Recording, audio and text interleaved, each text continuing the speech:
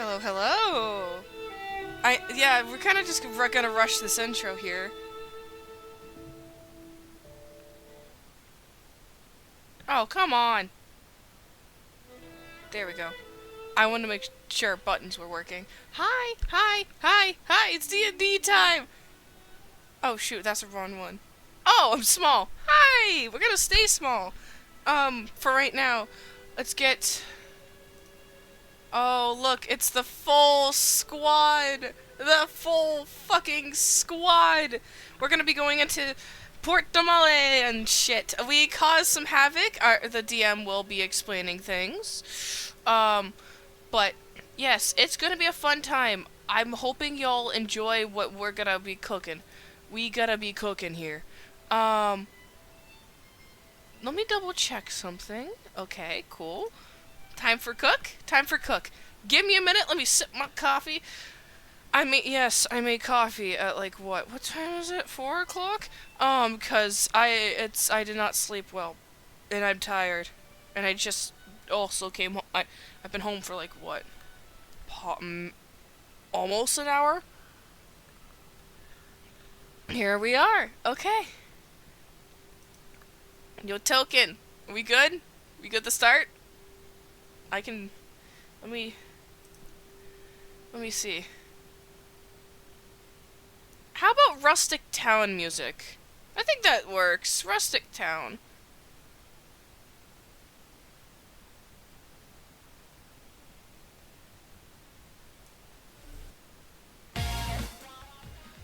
Rustic Town music. Give me a minute. We won't play HOYOMIX music constantly. Yay! Dockside! This is actually fitting! Oh shit. I'm also getting... I'm gonna have to work on shit. Okay, that's one illegal.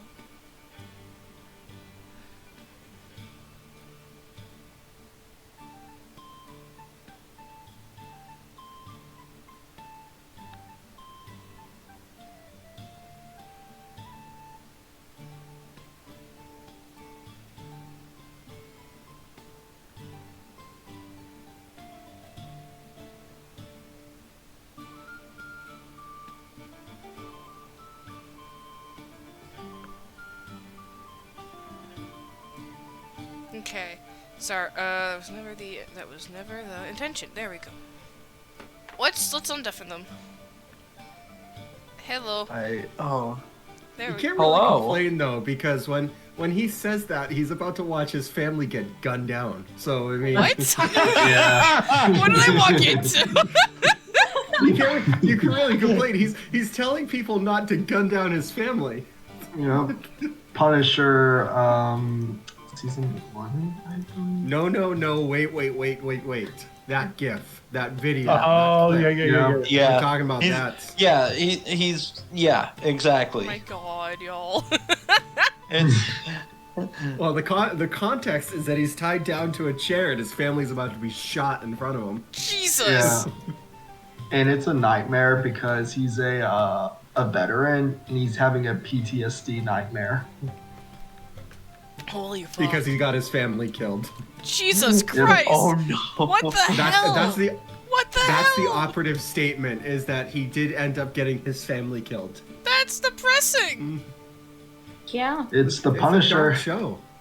Yeah, Marvel The Punisher is The origin of not the Punisher. a touchy, feel-good comic character. That's fair. This is also Mara. I'm about to send you something. This is something that I just see pop up on Facebook. Oh no. We are. Okay, Oh, boy. I did. What? Let me see this shit. This for context. I had something Wait, happen on. You're on stream, by the way. I can't say it on stream because it's very much a Dude, field topic, but I will share it after. Oh, I have. Oh no! Hey, what the fuck? I got deafened. These bitches. All right, hold on. I need to do something. Can I access that channel right now? I can't. I support that 100%. I hate y'all. Oh my god. Get the. What? Oh, I know. You don't we- want the DMCA, so. Oh, true, I don't. Covered. Yeah. Let me actually. We had to do that so that way I got it out. I will put the screenshot I have of it in chat, but All right. we will not talk about it again until afterwards. Yes. Hold on. I did find where. No. This is someone I'm friends with on Facebook too, so I'm sorry about what is said, but you're welcome. My God. All right. Let me This is the shit that I see pop up. Oh my god. Don't worry. I know Hi. a few personally I'd like to put a round in. Oh God. I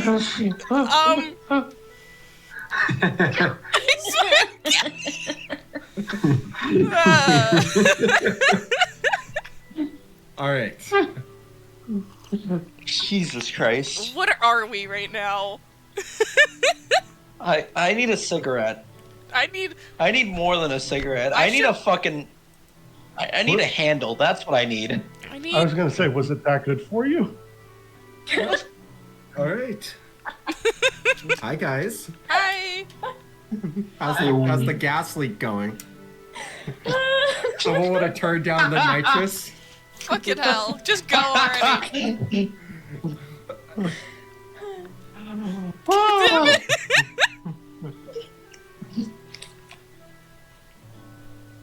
Oh shoot. So, Miranda de Garrett, learn how to close the fucking door. hi guys. Been a while since all 5 of us were here. All 6, technically. Yeah. I'm not counting me. Well, I mean, you don't count as a person, so. So, That got dark. I'm sorry. last we left off, after trying to figure out what to do in order to reach the depths of the Shadowfell, Misfortune's Misfits elected to try the route of testing Zen's patron. You guys warped back to Port Damali and broke into the manor of the former Orc Lord Opathu.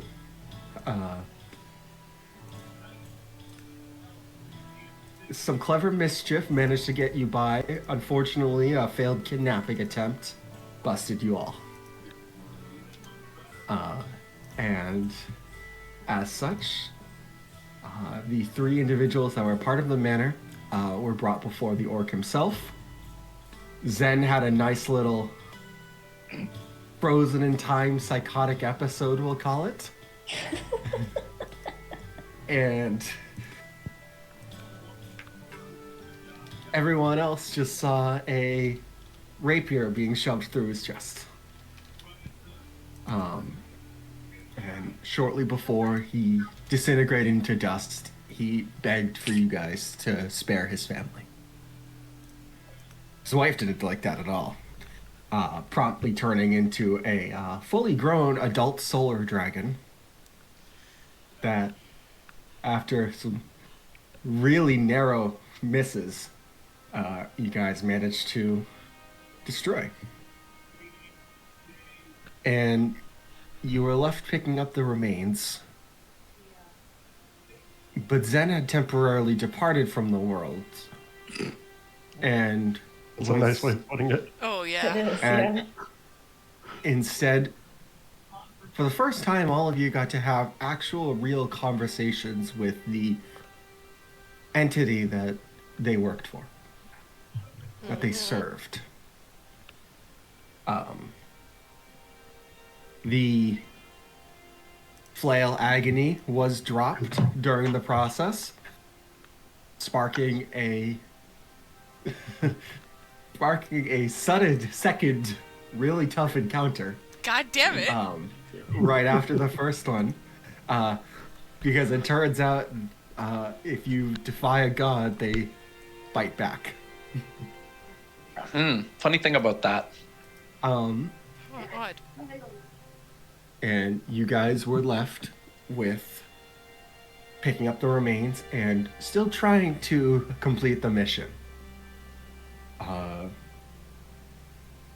Lady Des, that the entity called themselves, then persuaded the young daughter Hera that Artemis and Crisrona failed to capture, to reveal the location of a secret enchanted vault that her father had kept hidden.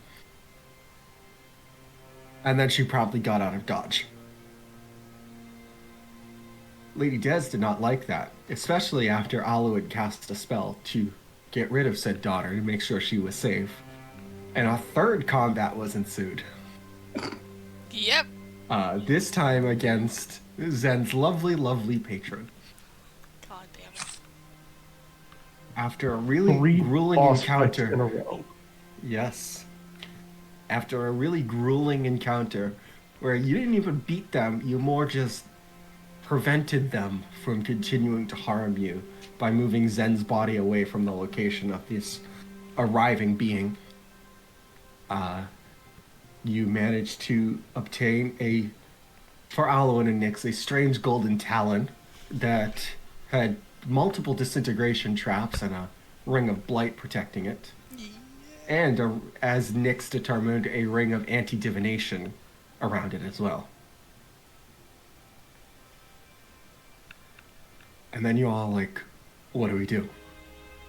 Alwyn made some quick calls, made some quick sendings to one Caleb Widowgast, and he instructed you all to head to the docks in 2 hours. With the 2 children in tow that suddenly wanted to become adventurers, God damn it. you all set off battered and beaten and bruised and within an inch of your life at times towards the docks. Zen, you were being carried by Artemis at the time because you had not yet woken up. Okay. And so, Misfortune's Misfits. As you're heading down the somewhat busy streets of Port Damali, you get a couple of strange glances as individuals are just looking at you, specifically Artemis, carrying an unconscious tiefling. And you're sitting there debating what happens next when you hear a sharp inhale. And for the first time in a couple hours or so now, Zen gasps for air. And Zen, you look up, and the last thing you remember was seeing a dragon dissolving into ashes, and now you're in the streets of the city. Huh. Definitely groggy and kind of rubbing their head a little bit. They kind of wiggle to be put down because they can feel they're being carried. And just kind of groan out the fuck just happened? Oh, welcome back to the land of the living. Okay, as I see Zen starting to come back to consciousness, I'm just gonna kind of grab Crisrona and pull him over to me and just be like, give me your bag of holding. Alright, and Fuck y'all. Crisrona gives him the bag of holding.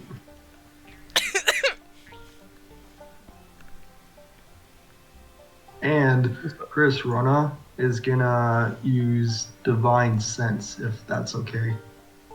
Yeah, absolutely. Nice! Alright. Is that specifically Celestials? Yes. Celestials, Fiends, and Undead. Fiend and Undead. Mhm. You don't sense anything right now. Be sure to mark off that Divine Sense use, but It's marked. don't sense any of those currently. Alright. And Crisrona just yells on, okay, I'm not detecting any Celestials, especially Fiends and Undead, so we're good. Wakey, wakey, Well, that's a eggs plus. and bakey. Perky, perky, hands off jerky. Shut What the fuck? And there goes Mara's monetization. It's fine. I would argue that went away when I said I wanted to put a bullet through someone at the beginning of the stream.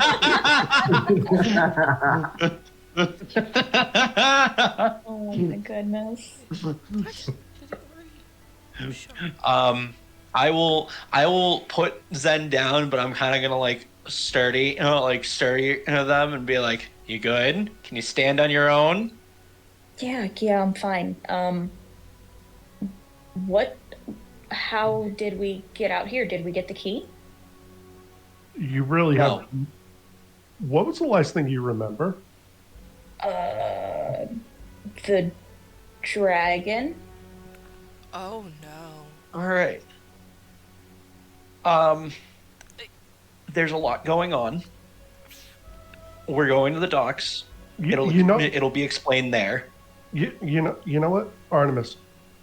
Since Zen's had a rough going, why don't you and Krizrana catch her up on things? And I just kind of like give Krizrana like the look of like, you know what to tell and what, maybe left better said unsaid type of thing. Can I insight check? Against Alwyn? Yeah. Yeah. Go ahead and roll me an insight check. Alwyn, make me a deception check. All right. Ooh. I can't guidance myself, can I? No. 21. Oh. 21. Okay. Well, What? You cooking? I rolled a 23. Oh, Yo, let's go. good job. That's Good wild. job. nice. I hate it, but I also love it. Exactly. Alwyn is hard to read. That's fair. And Krizrana like just gives a little nod. Yeah, and we'll go to the docks, and just make sure everything is good with my parents' ship to maybe just chill there for the night. Shouldn't you be the one talking to your parents? Just saying. Yeah, that's what I said. I'm gonna go to the docks. Nix will come with me. Just Oh, Make sure- okay. I got make you. sure we don't have Yes. make sure we're not jumped and separated, stuff like that. Yes. And we'll make sure they're good with us, just at least for the night, just laying low on the ship. Cool. We'll take the kids with us. Okay. At this point, you actually do hear Hera speak up to Nyx and saying, "Oh, I see. So if it's you, and I'm assuming the tiefling, is that worth the gold?" Excuse me? Wait. Excuse me? Wait, what Is now? this the tiefling premium that I hear about on the streets? Excuse me? Wow. Wow. This Okay. bitch. It's that kind of business. This bitch. I'm gonna Angel, you murder missed her. out on a lot last session. Miss Angle, you've been missing out on a roast off. Oh my god. I'm gonna glare back at Hera and just not say anything and leave it at that. Oh wait. Zen's just gonna kind of like tilt their head and like inspect this child like a bug, and then just give like a firm nod and say, "You should consider comedy." God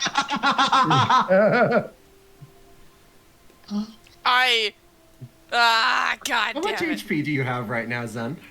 Huh? Oh my god. How much HP do you have right now?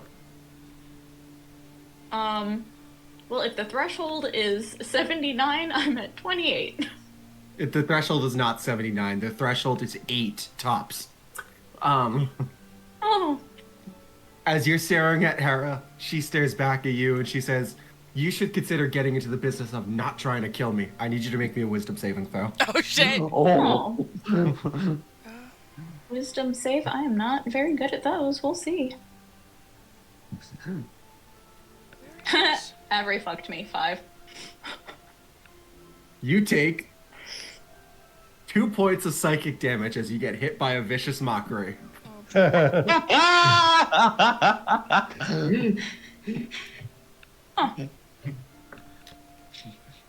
Jesus Christ. I don't know what's going on, but you should get into the business of not trying to kill me. When did I try to kill you? We'll fill you in. Yes. Yeah. Oh, out of character. Hey Matt, can you log my character out like forged? You're not in the forge right now, otherwise I would. It does not show you as an active player right now. Yeah. Is it possible for you to like it kick me out? I cannot. It does not show you as an active player, otherwise I would. Damn. Just try refreshing Oh, for now. there we go. Uh-huh. Yeah.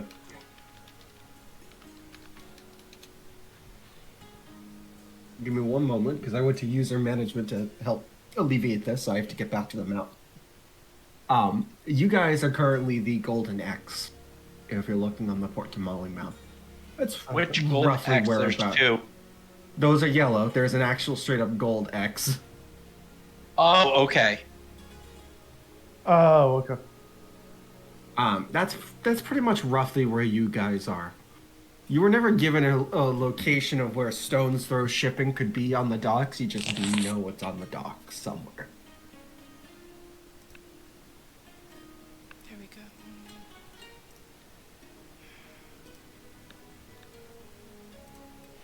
Right. Unless anyone else has any other pressing business. You guys keep following down this road, kind of going with the flow of people. The massive towering lighthouse that, helps indicate the city's existence into the open waters, stands before you. Kind of glance up,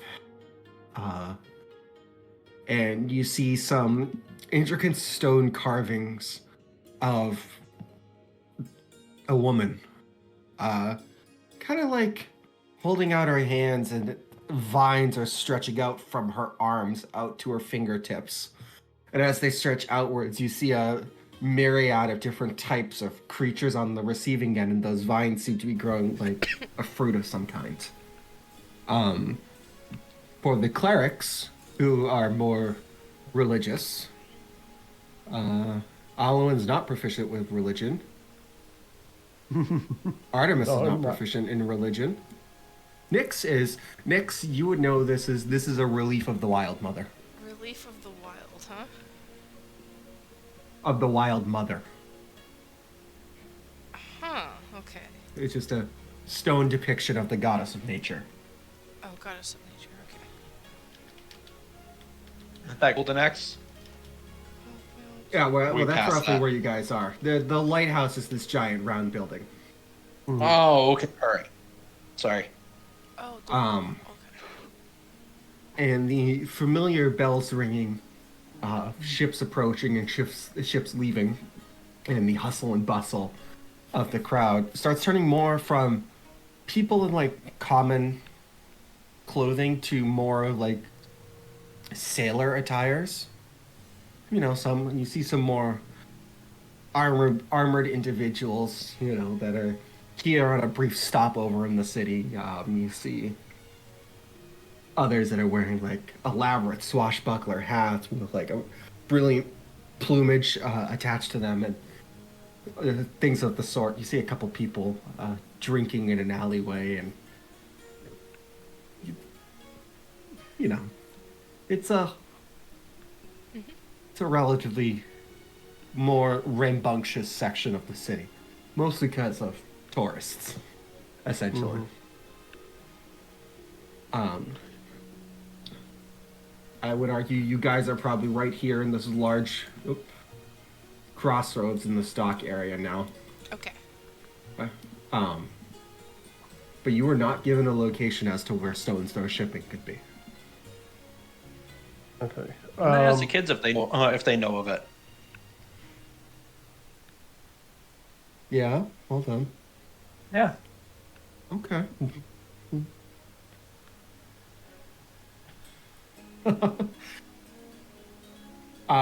Sarador just rolled a natural 20 on his history check. Okay. Yes. The child, damn. The kids are coming in handy. For once. Yeah. He remarks that during one of the few times he's been down at the docks, when Father Duras has been out of the house for a bit, he did recall that there was like a smaller warehouse building on the immediate docks that was owned by them. And I will say, because of convenience,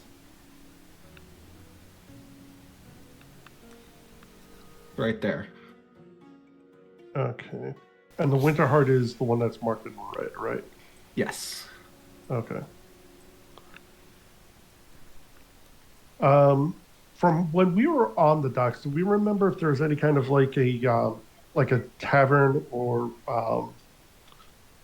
restaurant that like the others could wait in while me and Nix go handle things, or The sorry,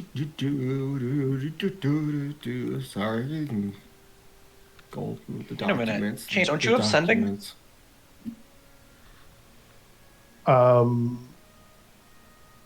Well, two problems with that. One, I'm out of slots. And two, I actually don't have it prepared at the moment. Let me double check something. Let me double check something. Oh, that's the wrong character sheet. Where is the right character sheet? There we go, this one. Spells. I think I have sending. Yeah, I have one slot for it currently. Only one? Alan, make me a quick history check, just to see. Okay. Because...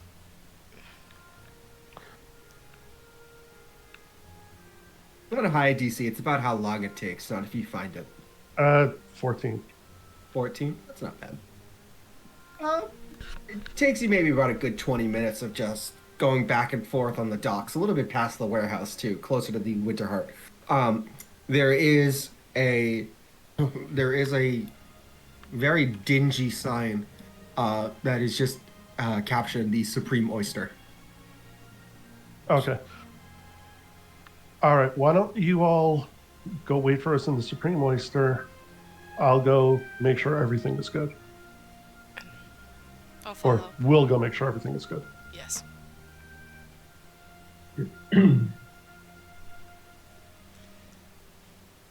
Okay. Okay. So,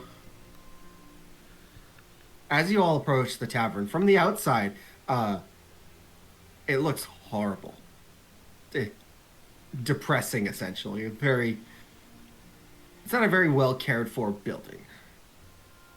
Stacked stones and marble pillars make up most of the building's outer structure, and it's kind of tough to see through like the few stained glass windows that are there. It's kind of like a dirt and dust layer to it. You can feel it's dreary even from the outside. Large wooden door, and as you push it open, it's really thick door too. Yeah, you essentially get hit with like the dirt and dust from a. It's not a perpetually crowded Sorry about bar, my constant muting, chat. but it's almost I'm always just dealing with throat from people things out of currently. town. Get me. The bartender is just an older male human. He seems to be talking to an elven man, and kind of what appears to be like a swashbuckler armored getup, essentially. like he's got the baggy, colorful clothes, but he's also got like some padded leather on him. Um, and he makes no effort to. Neither of them make no effort, honestly, to acknowledge that you guys walked in. Um, and you see some decorated animal heads and things like that on the walls, but um, the place is mostly empty right now.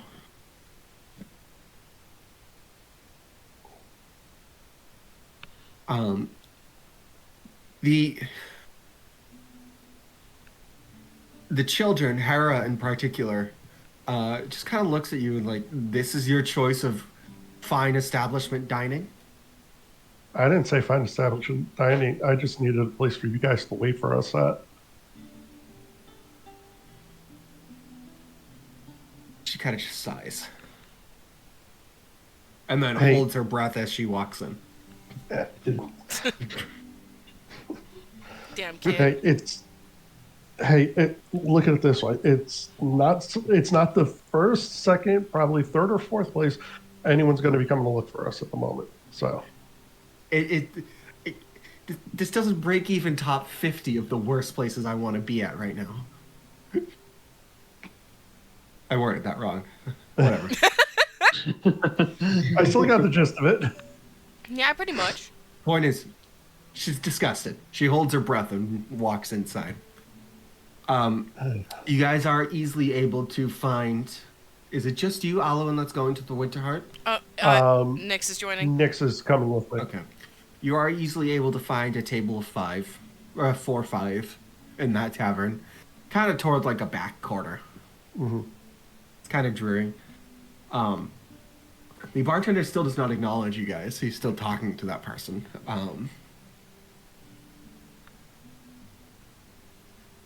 But Gives us a quiet chance to get up Zen as to what happened. yes, and we'll get to And that Artemis- in just a moment.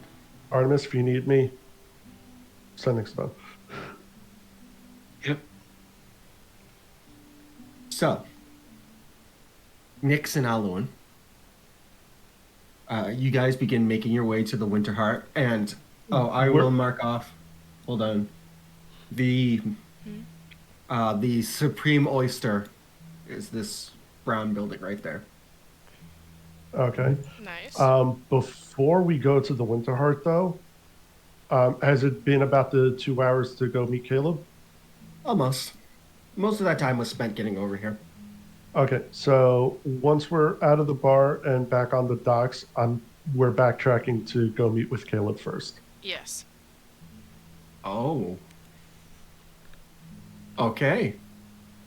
Wait, you guys aren't taking us to go meet Caleb? Okay. Oh boy. It's safer for everyone this way. And Let you us- have Let us cook. Chris Rona's bag, right?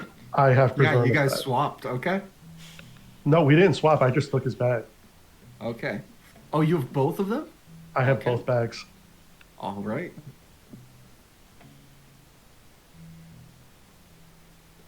You. Okay. You head down the docks, kind of giving a few cursory glances to make sure no one's watching, and you come up to the smaller warehouse building, that it just has a nice, neatly monogrammed Sorry. Stone's Throw shipping This was a plan. alongside a set of large wooden doors. And what appears to be like a sea serpent almost underneath, kind of like flowing with the curvature of the lettering and such. You find like a smaller, normal person-sized door close by to it. You test the door, and the door is unlocked. And you hear voices inside before you enter. Because, yeah. Because your passive perception's nuts, James. You hear 2 voices, both male. You hear the familiar voice of Caleb Widowgast, who is simply stating,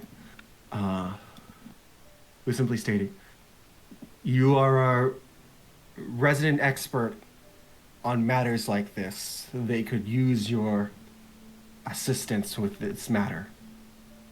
And you hear a different male voice with like a hint of a British accent. And he just says, "But Caleb, I put that life behind me. This business is my focus. And you know I'm never going to hear the end of it if I go back to Nicodranus and mention that you were here."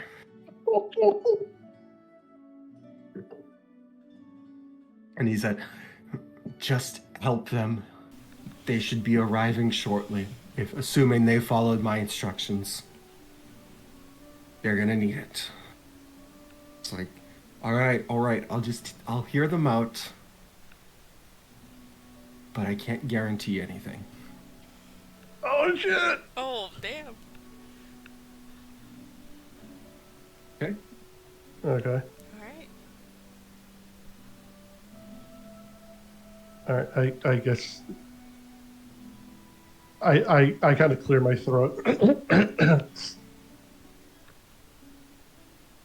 You clear your throat, and you hear Caleb say, you hear a brief whooshing inside, and you just hear, that would be our guests. Fewer than I expected, but familiar nonetheless. You hear that same voice, and you just, enter, come on. We enter and head over. Okay. You see the familiar red cloak, red jacketed, red hair with some gray streaks, tied back in a ponytail, and the, scruffy beard of Caleb Widowgas kind of crossed arms looking at you, the two of you. Next to him, you see a half-orc male with kind of like longer, dark, flowing hair and some streaks of gray inside, wearing what appears to be like a captain's attire. Although part of it is open, you can see its exposed chest. And on that chest, you do actually see a iconography of a sea serpent. Again, very similar to the one that you saw on the logo of this building itself. Mm-hmm. And he says, I am glad you have arrived. Although far less than what I expected. Tell me, where are the others? Currently, They're at the... Currently in a nearby tavern, sir. Resting. Honestly, I truly felt the less that know about what happens to these artifacts, the better. We wanted to keep this on the down low. Kind of raises an eyebrow. Do I recognize him from the painting?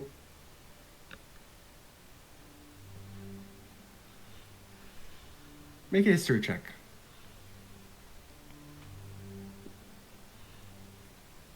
That is a... What the hell's my history? That is a 15. 15. He seems familiar. He is just older. Mm-hmm. With more hair. And longer tusks. I kind of give like a quizzical look. I'm like, you're one of his team members, aren't you? The half-orc kind of looks back at Caleb and says, "Are you just inviting everyone to the tower now?" He just kind of shrugs. And he says, "Well, yes, I suppose introductions are necessary." He holds out his hand, and kind of like a nice, thick, like, gloved hand. And he says, I am Ford Stone, the owner of Stone's Throw Shipping. Gonna reach out to shake his hand and say, "A pleasure to make your acquaintance."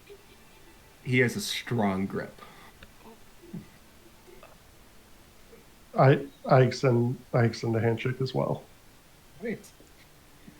He takes your hand, he clasps it. You feel that same like. It's hard to hold on without feeling some twinge of pain, but you're able to. You're fine. And he says, "Well, great. Now that introductions are aside, Caleb here has declined to inform me of what has been going on. So maybe you can help." Okay. Okay. One second. Oh.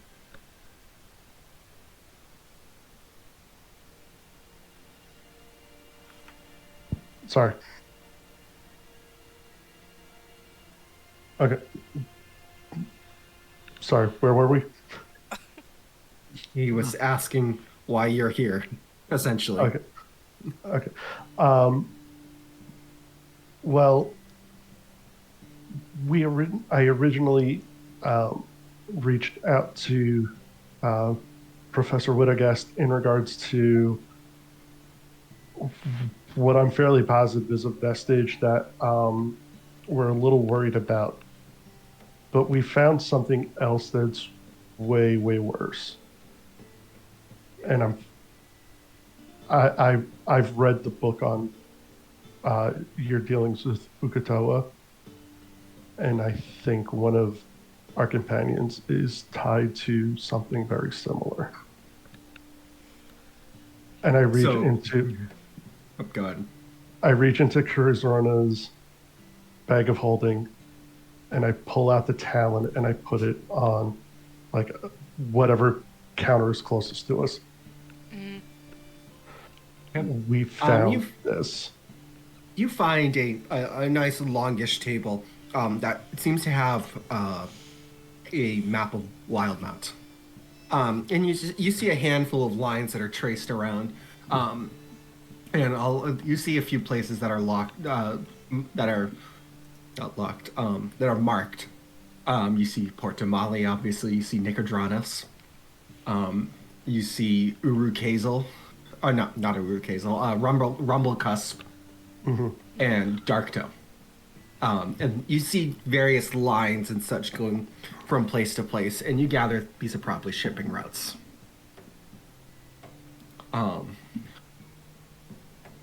And as you're explaining this all, this individual Ford turned to Caleb and kind of gives him a smirk like, "Oh, are you embracing your professor title now, Professor?" He gets the finger in response.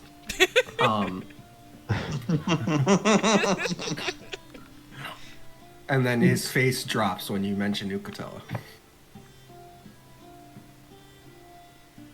And he kind of just briefly clutches his chest and just says, "Well, that serpent has haunted this land for a time, and I certainly hope you have learned something of value from it."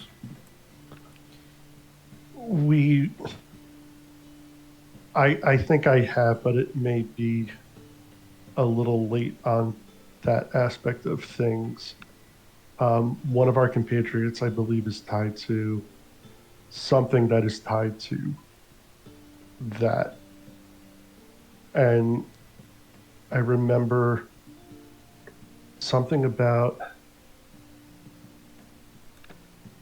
I'm trying to remember. You see him like trying to remember from the book.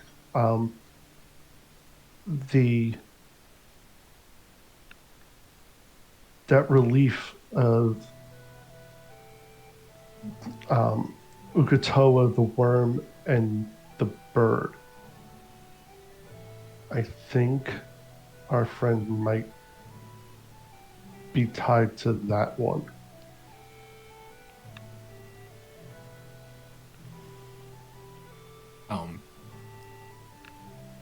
Caleb speaks up. after you say that. He says, "Now you see why I asked. You are our local resident on vestiges and the sealing of unearthly leviathans, so who better to go to?" The reason we were here was her patron basically kind of talked us into with the guise of power to help us on our quest to retrieve a key for her. And this was the key that we were sent to retrieve. We were. But I think we may have a problem of this isn't the first. I believe it's the second.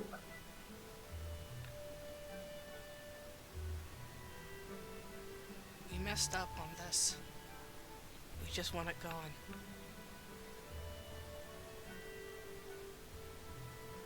The two exchange a glance again, and Caleb actually mimes like tilting of a big hat on his head. He also gets the finger in response.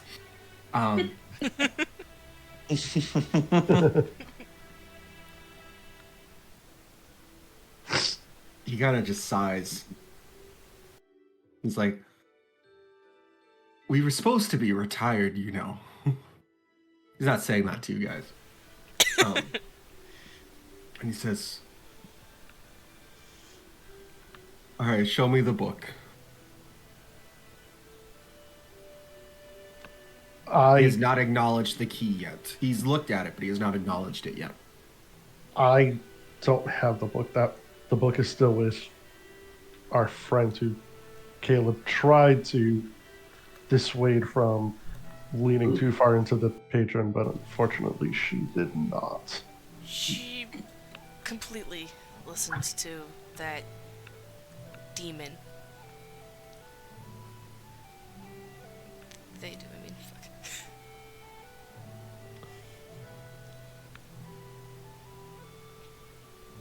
We're worried about where this could lead, but I mean, you fought against Toa, like that control. We're hoping maybe at least a little insight as well. Well, this could lead to the, death, destruction, fires raging across the land, storms across the seas, the total end of the world as normal. Typical Tuesday, essentially. Even though it's not Tuesday. On either plane of existence.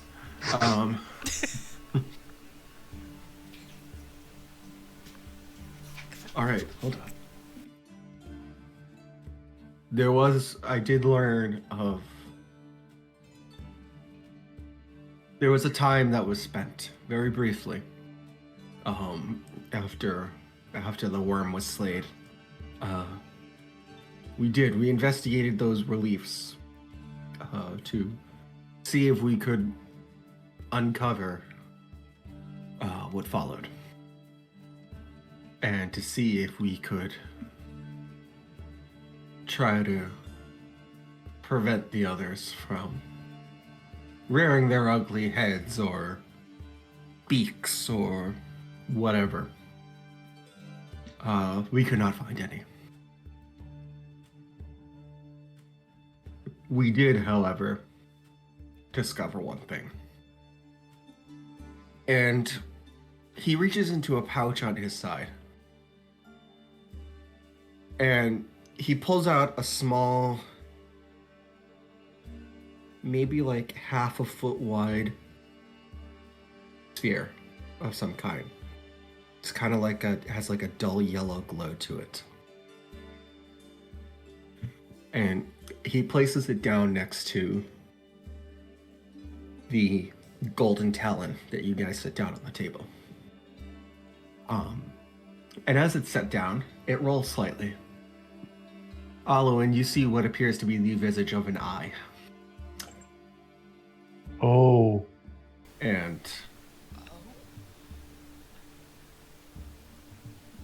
as it rolls slightly towards the golden talon, and then almost like a magnet starts repelling something. It kind of can't go any closer. They're kind of locked in a position away from each other. They both start ever so slowly shaking. I'm watching that. I'm like, that can't be good. I'm also just silently watching it.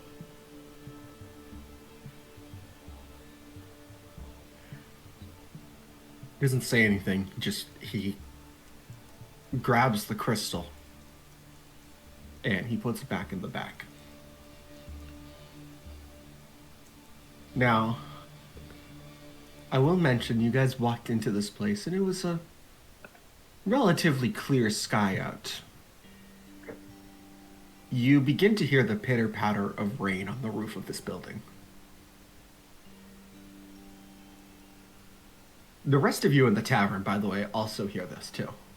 It's like a sudden wave of rain has kind of washed over this portion of Port Damali. He puts it away. He says, well, I hate to say it, what you have there is unfortunately the real deal, whatever it is.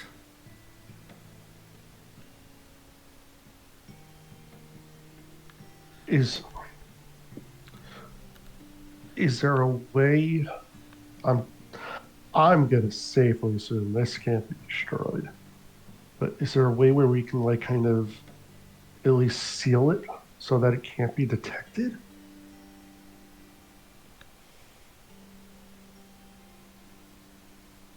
The two of them exchange a glance.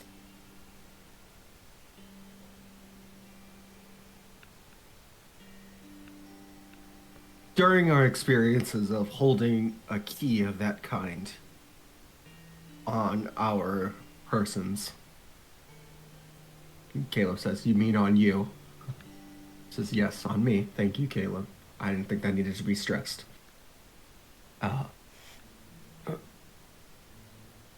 We have discovered that the more keys that have been put into their lock, we'll say, the more likely it is for this creature to be able to find where you are based on your home and based on the environment around you.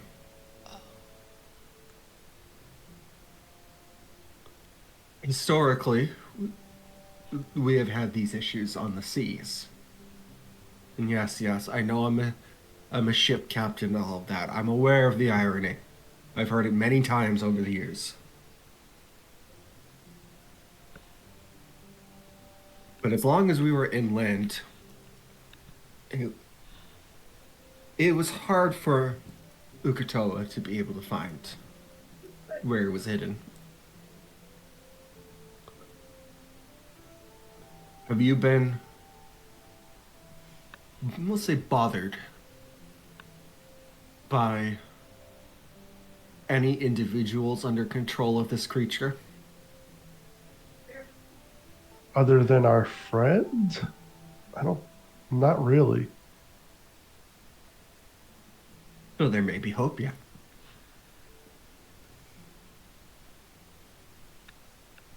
Dare I say, your best bet might be to either stuff it in a bag of holding, throw it in the ocean, or send it to a different plane of existence if you have to.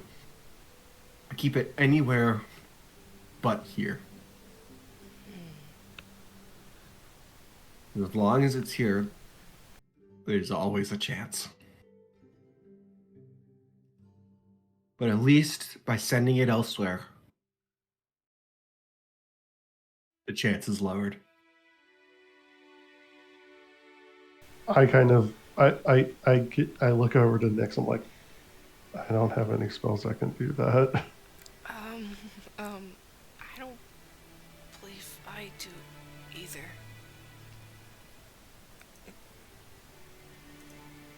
Wait.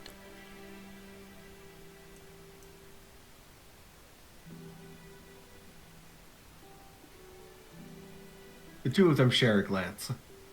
And then this Ford character starts going, no, no, no, no, no, no, no, no, no, no, no, no, no, no. I'm not even going to ask. I know what you're thinking. No. I kind of turn back to Ford and Caleb, and I'm like, huh? Caleb turns back to you and says, we have a friend that might be able to help. And Ford just goes, no. Uh,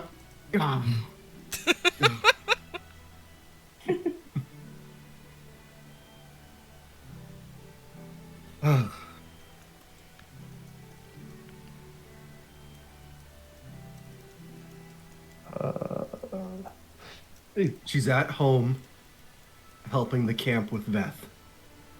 You don't need to bother her. He says, no, Oh. but you can.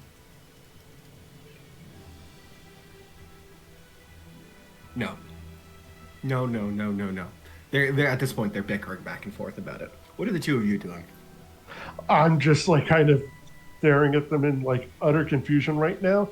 And I'm like, she doesn't know we have it. They both stop and look at you.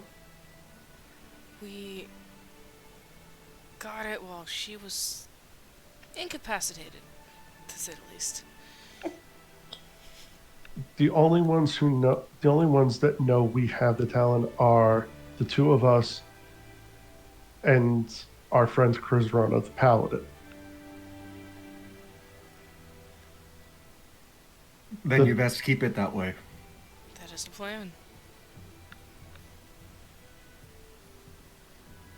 Unfortunately, I know the temptations firsthand to cave to these desires. They may seem good in the short term, but it can only lead to problems down the road. I believe we've learned that now.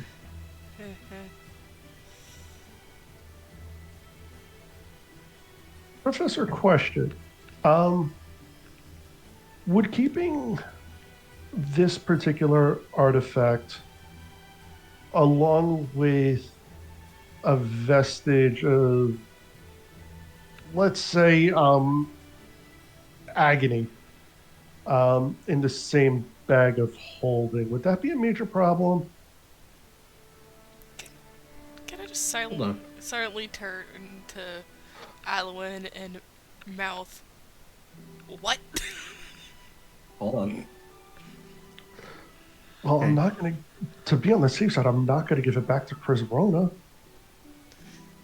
If I can keep it in my bag of holding, He's got him. he thinks he has it.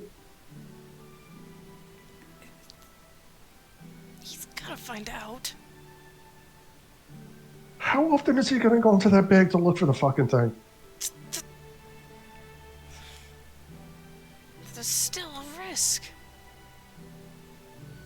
It's better just. Yes, it's a Better to throw in the it's a damn risk, ocean.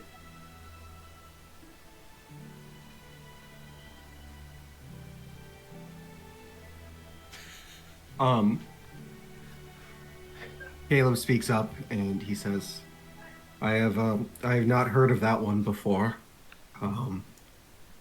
It's from my understanding there are many vestiges scattered across the Exandria. And he kind of gestures to Ford, who is now leaning on a beautiful, elaborate longsword that he wasn't previously. Where did that come from? What the fuck? Wait. Should we be afraid? No. Okay, cool. This is the he kind of picks it up and he kind of twirls it around a bit, does a couple light swings with it. This is the only vestige we have had the pleasure of experiencing. Can I do an Arcana check on the vestige? What are you trying to discern? I'm trying to discern, like, how powerful it is. Okay, make me an Arcana check. Alright. Where is my Arcana modifier?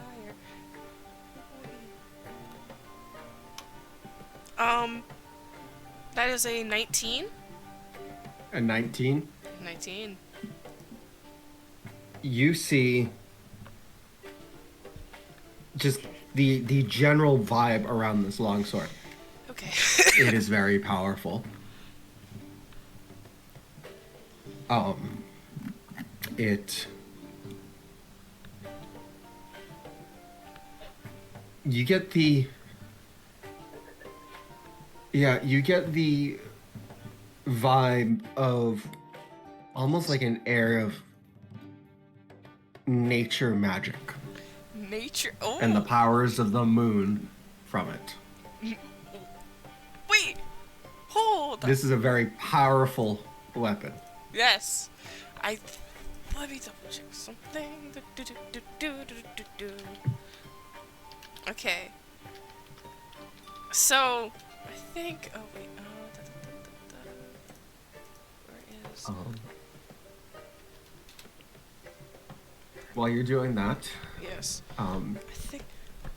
Caleb says, Have you reached out to Villia recently? He says, no, why would I? He says, well, she seemed to have just a basic understanding of that. And perhaps she might know about the others or know someone who does.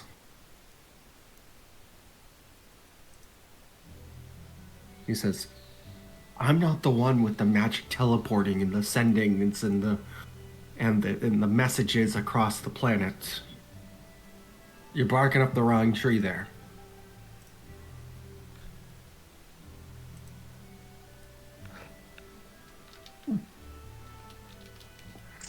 Alwyn just kind of looks at them, just watches the two of them talking, trying to figure out if just like trying to pick up on the names and like the cues of like how important people sound. Kind of both hard to read on this one. Caleb's always very stoic, and you haven't known this other individual long enough to understand their demeanor. Okay.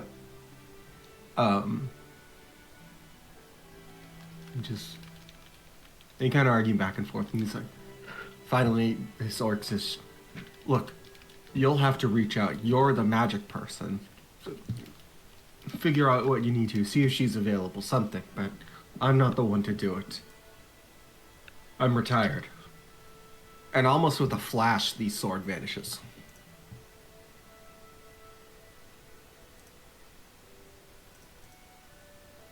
Caleb just goes, right. I understand. Thank you for your participation, and we'll let you get back to it. Kind of just nods, and at this point, you've been kind of focused on the two of them. You actually do see like a handful of like dock workers that have been inside of this warehouse that have just kind of been watching this conversation. Oh god. And Caleb kind of just starts to like hurry you guys out, unless you have something you need to say before you go. No, I grabbed the towel and I put it back in. I'm gonna put it in my bag of holding. Okay. Next. No. Okay.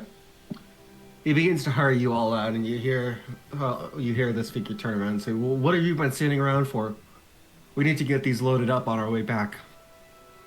And then you start hearing like crates being shifted around and such. As you get hurried out and the door closes behind the three of you. The rain has slowed to a slow trickle.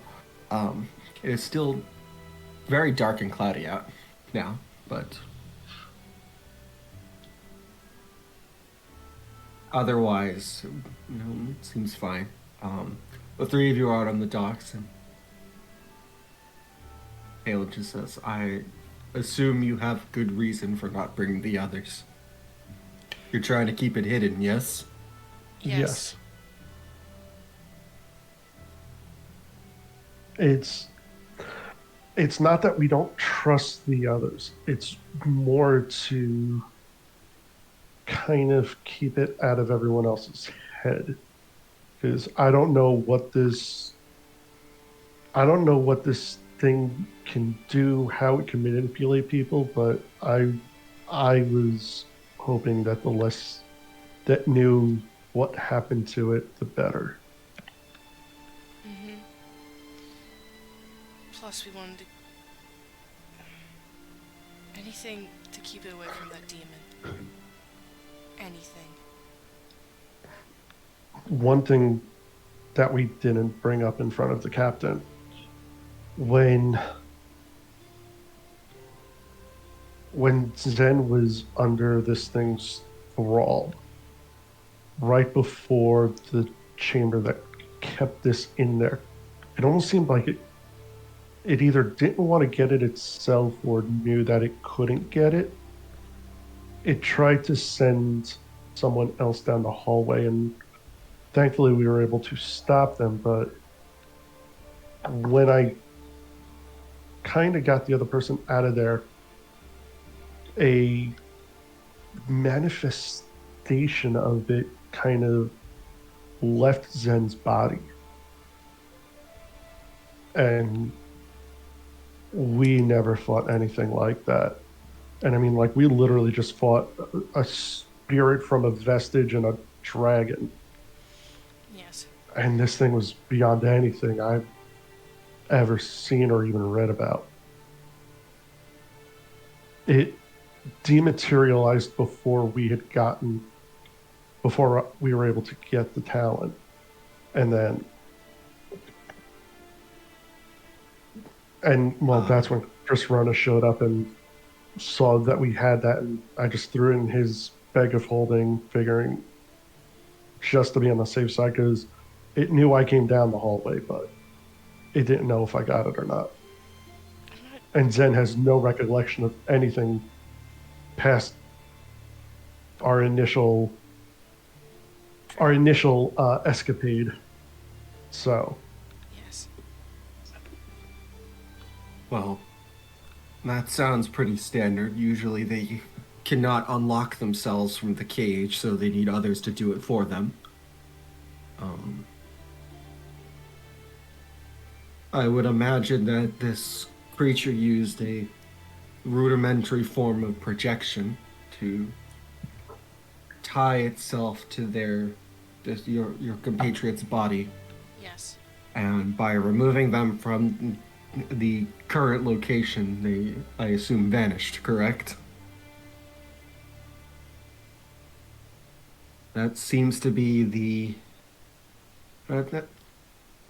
that seems fairly common with creatures of this type, and dare I say, you were lucky you escaped it at all. But I will give you this piece of advice. I cannot stop you from sharing, I cannot stop you from hiding things from the rest of your party. But take it from someone who has been there before. Sometimes all they need is in den Arschtreten. Or, in the common tongue, a kick in the rear end, we'll call it. To knock them out of this blind devotion.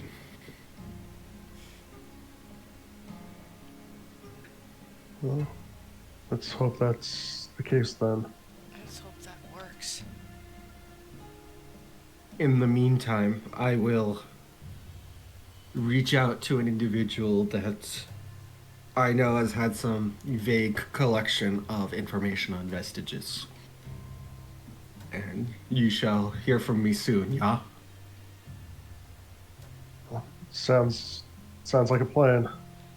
Yes. We'll go regroup with everyone else, and we'll most probably at least be here at least until morning. Thank you for meeting with us, sir. Kind of gives a nod, and then his eyes glow like a bright purple, and he traces an invisible sigil in the air in front of you guys, and then poof, he's gone in a puff of smoke. Man, So as you guys are left on the outside of Stone's Thirst shipping, Caleb now vanishing into the wind, we're gonna go to the other three. So, we're gonna rewind a bit too. Artemis, Chryzrona, Zen. The three of you and Hera and Sarador, the children of Opathu, settle down at the corner of the dimly lit pub. Your two compatriots have just left to go talk to the Winterhearts. What are you guys doing?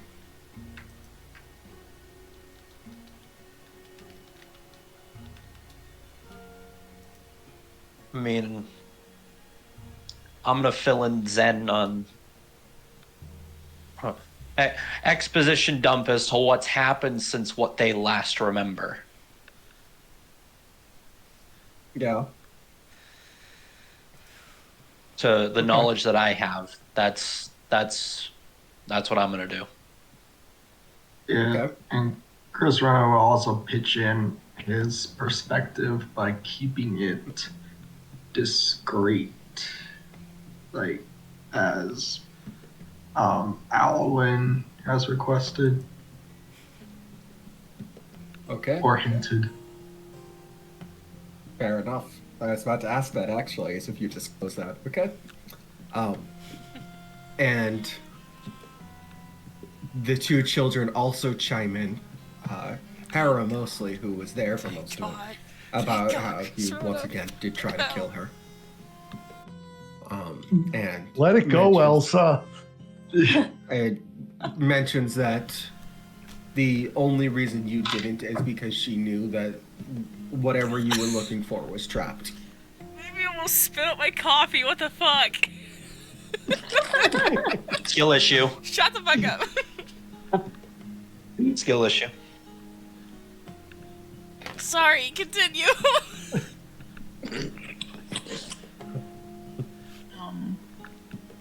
Yeah, I mean, Zen would apologize for the attempted murder. Look, I'm not exactly in the business of killing kids, so had I known what was going on, I would have fought against that.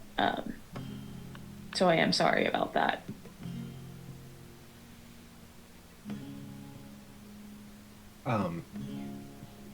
Hera kind of takes your hand and like, are you wearing gloves? I don't think you are.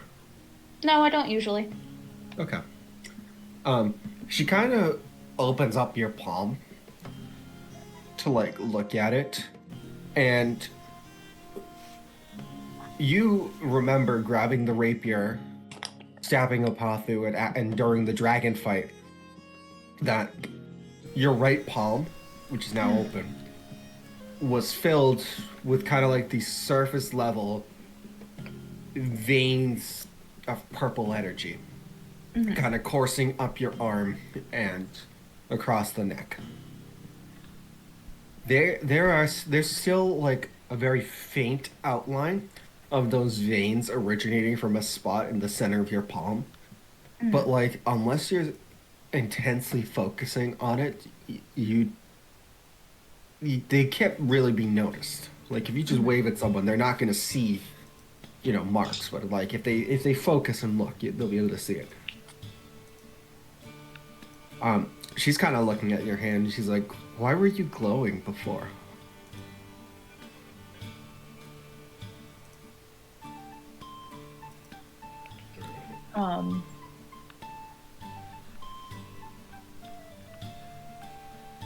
I guess it just kind of went hand in hand with whatever power my patron lent me.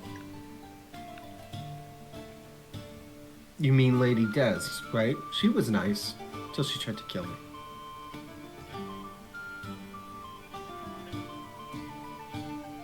I suppose.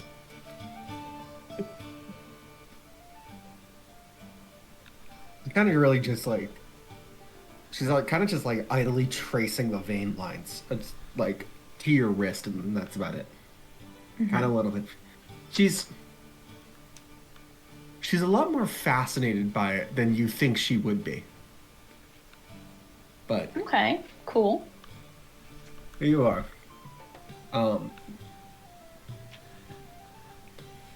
A few hours kind of go by as the two of them, Artemis and Chrysaroda, regale their stories to you, and you hear the low trickle of rain on the ceiling of the pub, and then it goes away like 10 minutes later. There's a brief, spontaneous rainstorm. You begin to realize Nyx and Alwyn have been gone kind of a long time.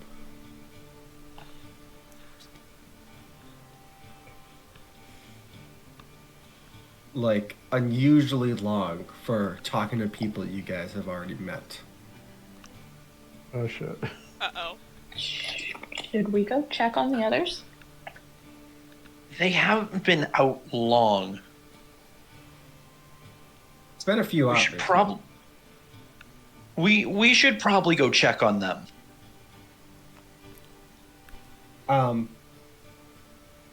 So Alwyn and Nyx, because they're now a little bit ahead in the timeline. What are the two of you doing after Caleb whooshes away? You see, like, the docks are illuminated by the setting sun currently. Do we realize like the amount of time we've been gone? Oh yeah. Okay. I kind of turned to Nyx. I'm like, we never went to my parents' ship.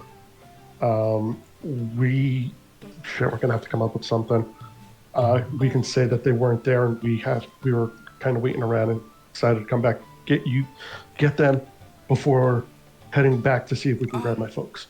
Or we bolt. Or go with your plan. Your plan will probably be better. We don't. I kind of look at her a little quizzically. I'm like, where the hell would we go? Bolt towards the Winterheart. At least to see if your parents are there.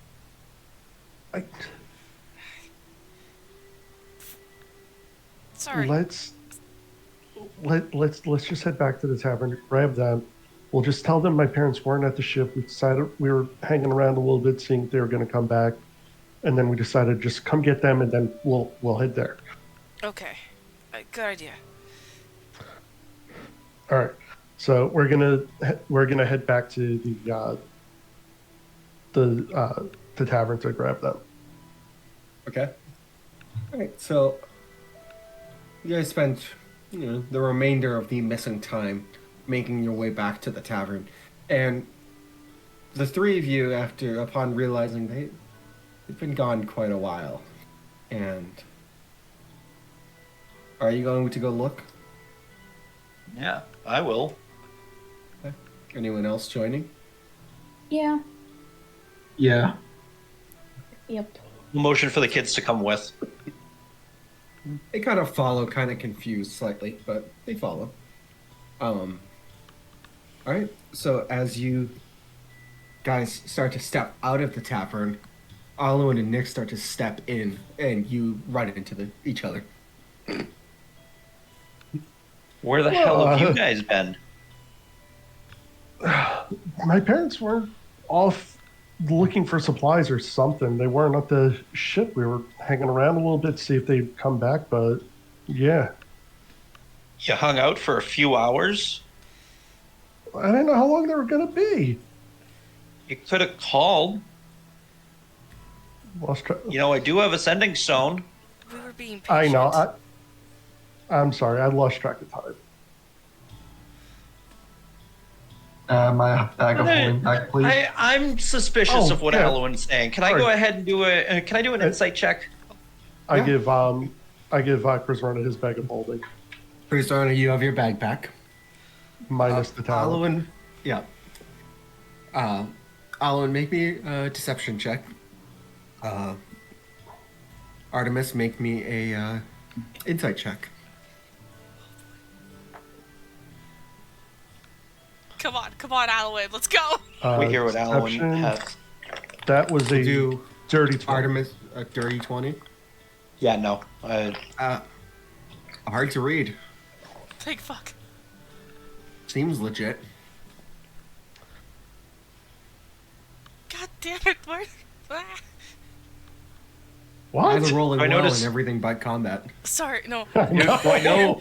I'm seeing. Do I notice Nick at all, like acting suspicious? God damn, I have to I don't stretch. know, Nyx, are you acting suspicious? No. I'm... Sorry. Then I would say probably not. Okay. Sure about that? Shush. Chat, you're not helping. You know what? Yeah, roll me a deception check. Me? Oh fuck. Yep. Oh shit. Give me a minute. Sorry, that deception was happening while I was stretching. Hold on. Can I go ahead and make an insight check on Mara, or am I going to use the same insight? You're roll? gonna use the same one. Oh, okay. All right. What was that insight? You're making a deception. Oh yeah, no. I mean, yeah, 27. Ooh. Holy shit. Spicy. What? Wait, what? I have a I plus eight. call shenanigans. No, I call I'm- Wait, you have a shenanigans. what? I have plus 8 in deception. Jesus Christ, And I that's higher than Seeing me! Nyx in a whole new light. Man. I got a 19. Nyx is I hard call to read. shenanigans. You know, you blame D&D Beyond.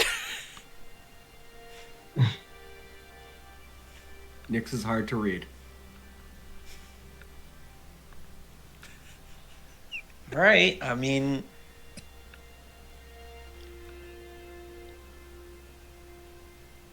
I would like to roll inside. What? Oh shit. What the fuck? Wait. you guys were away for a long time. I mean, we do have the Yeah. right to go ahead We and be weren't suspicious. very patient. I'll allow one more insight check.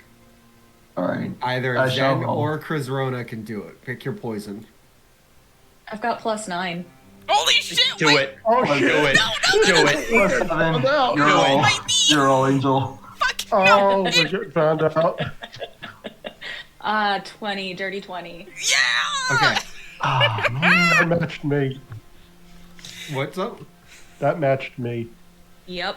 All right. Hell yeah. So you can't Oh, shit, read wait. anything off of Nyx. Alwyn is averting eyesight though. Mm.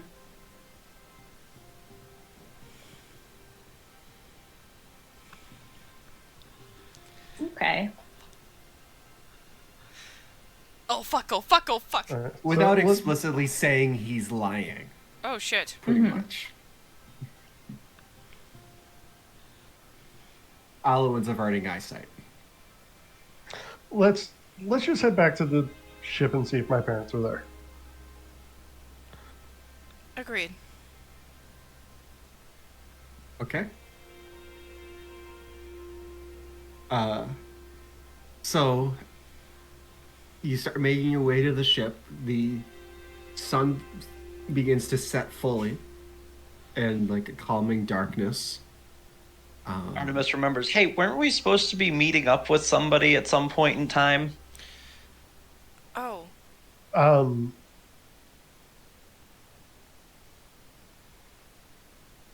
Yeah, that's not till later. They weren't.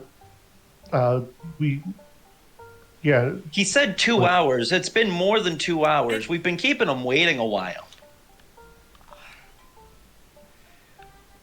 We were heading to the Winter Heart and got a message saying that couldn't come.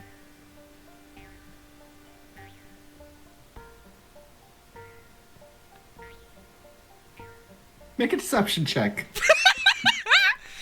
All right, my pleasure. I'll give you advantage because Alun was helping.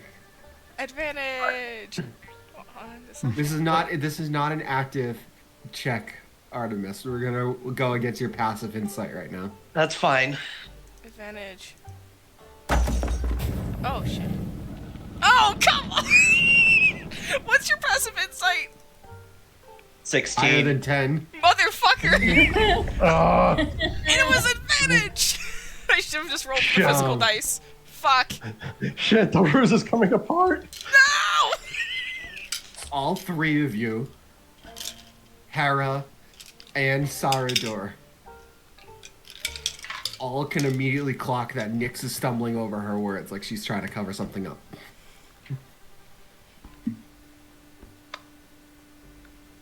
Unsure as to what, but... I look at Nyx and say, it's unflattering when you lie. Especially after all that we've been through. Says you. Excuse me? And I pull out my battle axe. I just kind of jump in between them, like, what? We are not doing this right now. Who has agony right now? I do. You do? Your bag shakes. I kind of hold it. I kind of like try and hold it. And Chris, roll perception. Oh no, it's just a spur of the moment thing. Okay. He only clocked it because he's wearing it. Right. All right. And it only started when the battle axe got pulled. Save it for the ship. We will discuss this. I kind of like look at Artemis and I just like kind of like not angrily but kind of like just sternly like we will discuss this later. There's more than what meets the eye going on here. Well, let's just get out of here first. Alright. You guys continuing on to the Winterheart? Yes. Okay. The streets quiet down as people settle for the night. The Winterheart is a couple dimly lit lanterns, and as you approach, you see a younger sailor you haven't seen before. They must have just been hired or something. Kind of holding a lantern at the top of the gangplank. He's standing there kind of swaying in place as like the look of someone that's trying to sleep while standing up. As you guys approach the dock, he kind of snaps to. Halt, who goes there? Alwyn Winterheart. Hold, please. He runs to the back of the ship. And a couple minutes pass, and you hear, "How is that possible? We watched him leave with the rest of his friends almost a week ago at this point. I just How yell are they out, still well, here?" we came back. And you see dimly lit by the lantern light the tousled blonde hair of your father, Rylan. And he kind of looks down. You see him squinting a bit in like the shadows, and he kind of laughs. He's like, "Oh, it is you. Back so soon, I see. Yeah, you can lower the gangplank for them."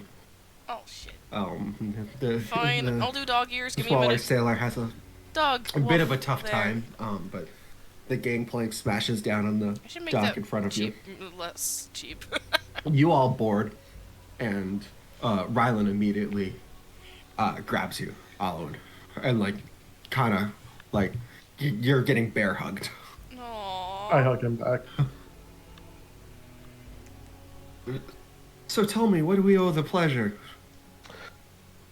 Yeah, we had some, and I air quote, business that had to be handled around here. And it's been one hell of a day. We'll be here. And I we're thought just you've seen hoping me we can in at least maybe these. just crash Okay. here for the night. Rylan kind of looks at you and says, because he's giving you a look of business or business. I just kind of look at him and go, it was some rough business.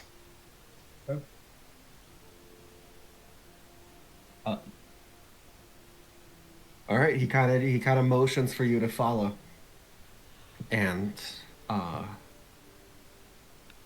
he leads you down to the captain's quarters, at least here. Briefly, you see Myra kind of standing there, kind of like in a sleepy haze almost. Like she almost wakes up the moment you walk in after him. It does the whole same. You get a bear hug. Um, she's like, "Why are you back so soon? Didn't you have business in the capital?" We did, but then we had business that brought us back here, and we were.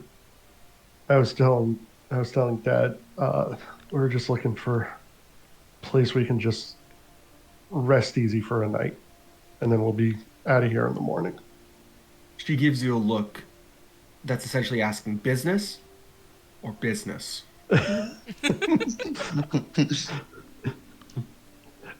I just look at her and go, they were tough negotiations. She kind of nods and is like, "Well, I'm sure there's room for you in the undercarriage of the ship somewhere." Thanks. Anything at this point is going to be fine. It's just.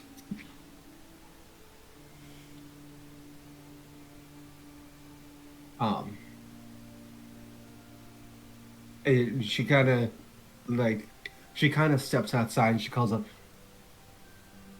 "Cooper, are you up?" And you kind of see another sailor, kind of like disheveled, dark brownish hair, kind of like late 30s or so. He's kind of like a 5 o'clock shadow, and he essentially stumbles up the stairs. "Yeah, what do you want?"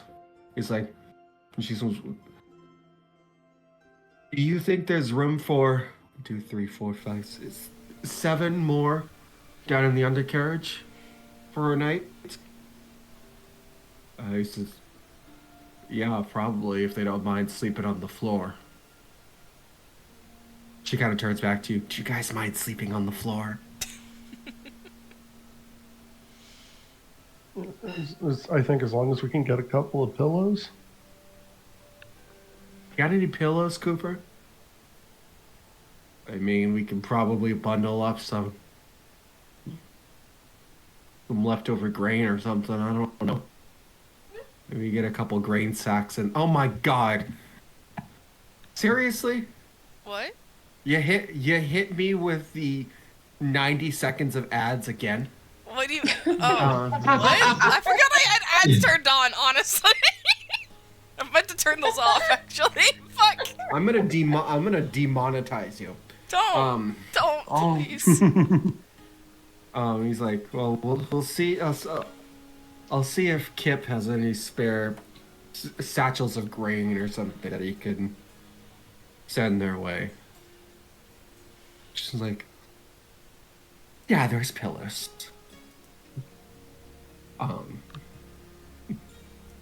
And Rylan kind of looks at you. He's like, "Well, you're gonna have to explain everything that went on. So, clearly, you've had a busy few days if you're already back this quickly." And he kind of just like gives you a nod, and the door opens fully. You see the larger human male is known as Cooper, and kind of like gestures for you all. "Yeah, follow me. Let's go." He kind of starts like hobbling down the stairs towards the undercarriage of the ship. And I guess we're all following then? I guess it's pretty late into the night.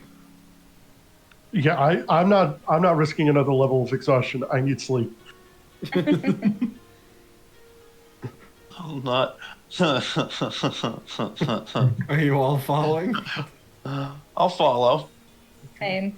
But Artemis has unfinished business. All right. Yeah, I'll follow. Me too. Cooper kind of leads you down. What? I was going to say, I just look at my parents. I'm like, we can talk in the morning. Oh, we will. That's your mother. You know, like the. Do we need to have a talk moment? Oh boy. So Cooper leads you down to the undercarriage of the ship. You guys remember this roughly. Actually, the last time the 5 of you were here, this room was actually full of crates.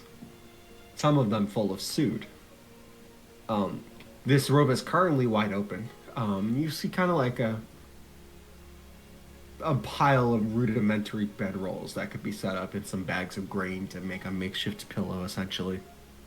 It's not great, but it's safe, or so you think.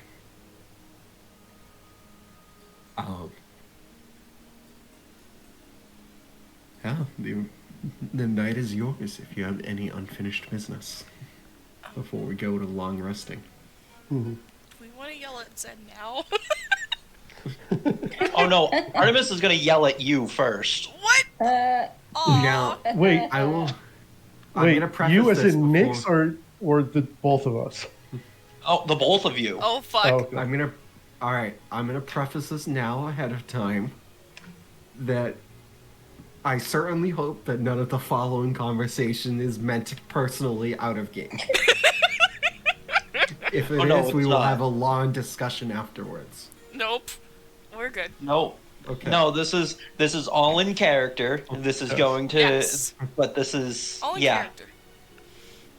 All right. Get the All right. characters for this. So I'm assuming Cooper has gone off, and Oh yes. are we relatively alone down there for the time being? You're sheltered. It's a room with 3 walls essentially. Technically 4 walls, but there's no. Actually, there was a door. Yeah, you're enclosed. Never mind. Okay, cool. I had to go back through my ship notes. Are Nope. the kids with us? All right. Oh, yeah, no. they are. Oh.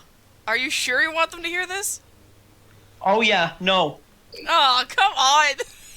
Oh yeah. Fucking hell. No, you guys are getting your asses chewed out right now. Oh, no. Look. This is the blow we've been waiting for 2 weeks. The kids are traumatized enough as it is. It's not going to get worse for them. Jeez, that's how we're handling this? So as Cooper goes ahead and shuts the door, Artemis gets up from wherever, or if he was sitting down, Artemis gets up, turns to the 2 of them and says, "All right, out with it. Where the fuck were you guys?" What took you so long? None of your business. Unfortunately, it is our business because Zen has tried to fucking kill the party at this point, and children. Okay, so It's all right, become so our fucking problem now. You gotta Okay. tell us what the fuck's going on. okay. At this point, Alan kind of gets up and gets into Artemis's face, and is just like, "Okay, we took a little long getting back, yet we're going to completely gloss. You're going to take that as the priority over the fact that Zen's patron just tried to fucking murder all of us." A goddamn demon. The fact that you guys lied about that meeting, yeah, this is gonna take priority because that's something that's a party issue. I'm sorry. We're all in this And that together. It doesn't wasn't- matter. I'm gonna pipe up and say, I'm sorry, the demon is the problem here, kind of pointing towards Zen. We have a goddamn... Zen's patron is a goddamn demon that tried to kill us. Fake power and and we're all whatnot supposed to there. work on this together as a party. Are you sure about that? Yeah, You I am dropped sure about fucking- that. You dropped fucking agony at the wrong time and almost got us killed. Gee, I'm sorry. Did you want to deal with 2 people going ahead and being possessed by fucking demons, or just 1? One at a time, maybe. 1 at a time, maybe. You literally would have had 2 on your hands. Gotta turn to Zen. That thing was telling me to fucking kill. And so was the one that was possessing her. Exactly. Do you want 2 crazed maniacs trying to kill the entire party, or do you want 1?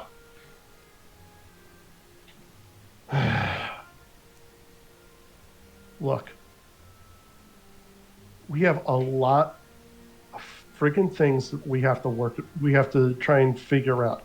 One, what the hell are we going to do with the psychotic fiend that Zen is working with, possessed with, in cahoots with? I don't fucking know. That's going to wind up destroying the world.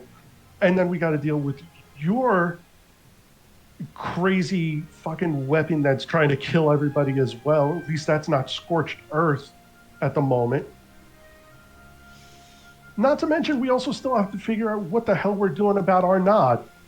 Which, if you've forgotten about that, that's a bit on the time schedule as well. No shit. So, let us try and focus on one major catastrophe at a fucking time. That's fine.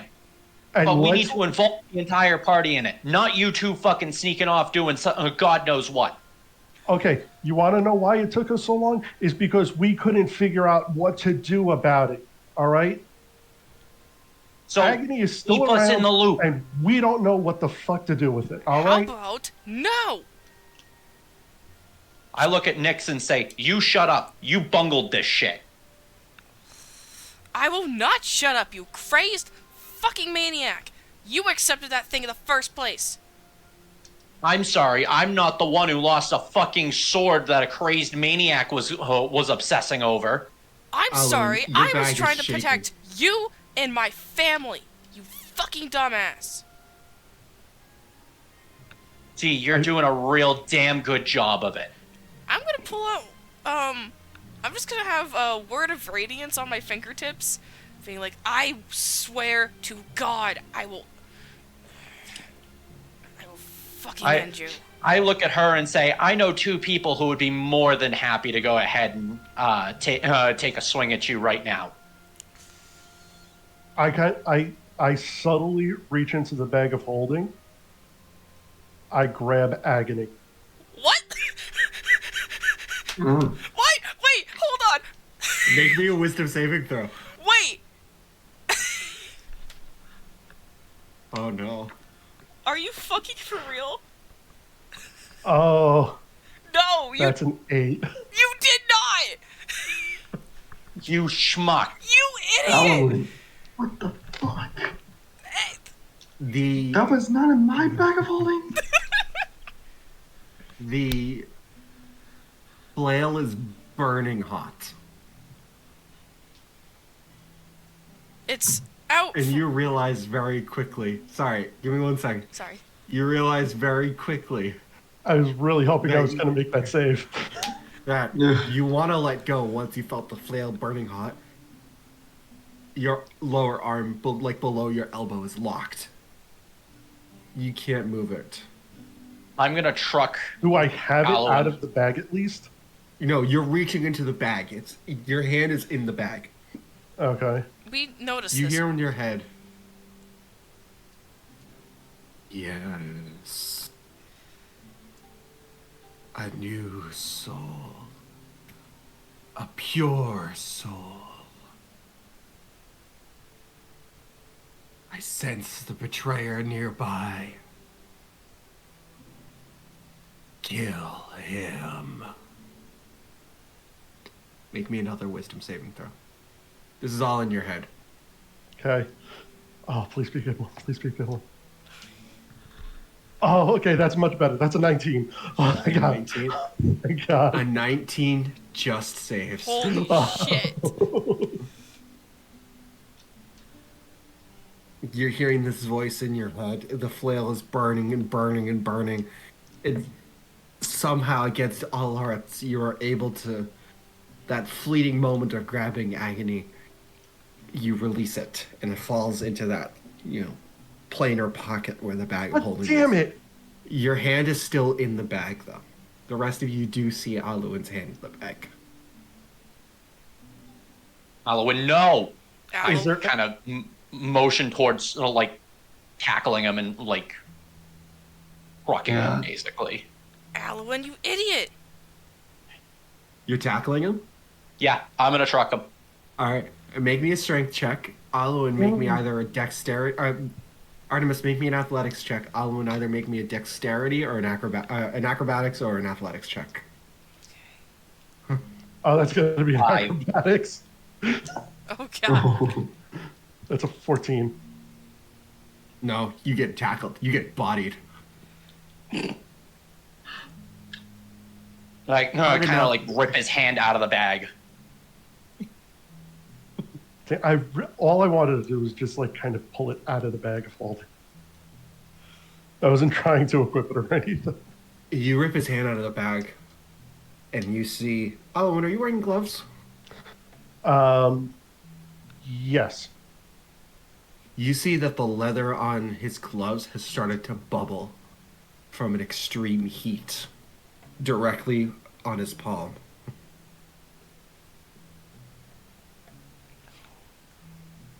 I kind of hold him down. I'm holding him down, like arm over his throat, like standing on top of him, and I'm like, "You fucking dumbass!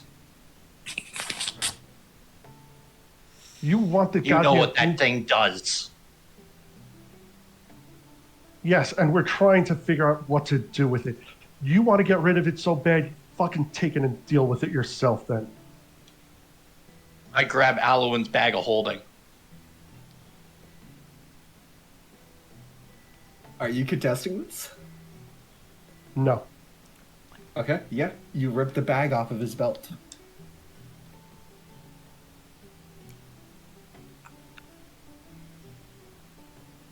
I was going to say, truthfully, if it was a strength check, there was no way I would be able to make it anyway.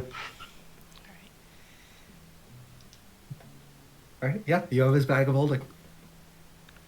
I'm gonna put it in my inventory. I'm not gonna put it in the bag of holding, but I'm gonna put it.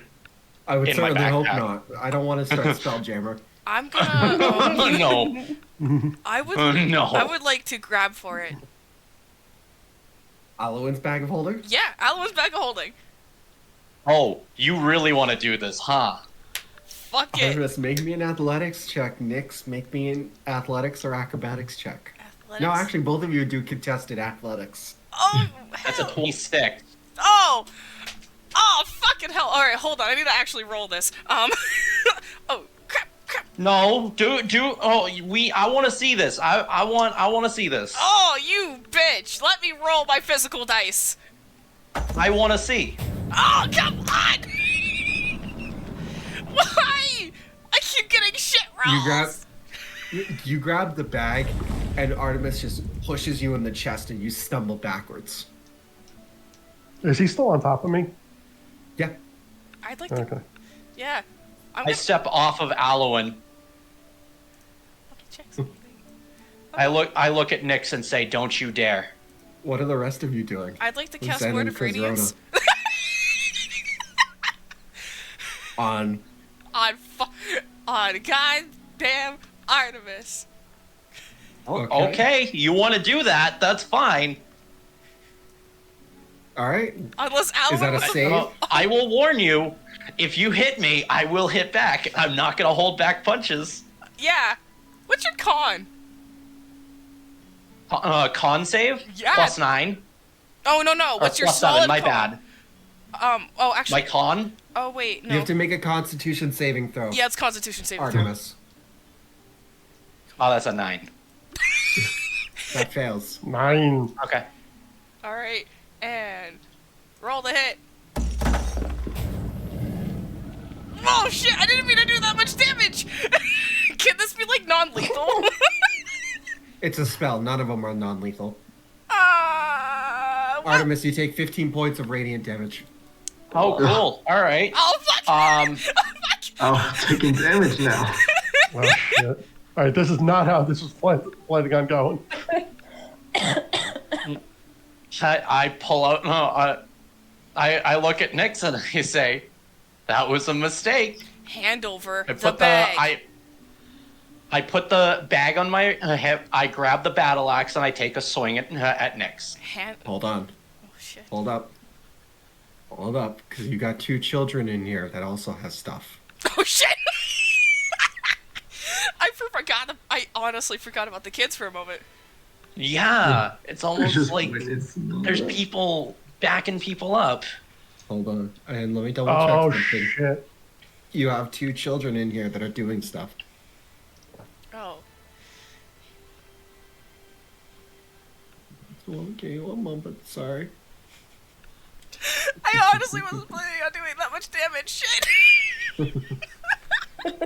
Like a little poke. Oh, you poked all right. You poked a fucking werewolf. God damn it. This was, That's with the fool. I was bound to hit you with a spell at some point in time if it happened. Oh shit. I mean, All right.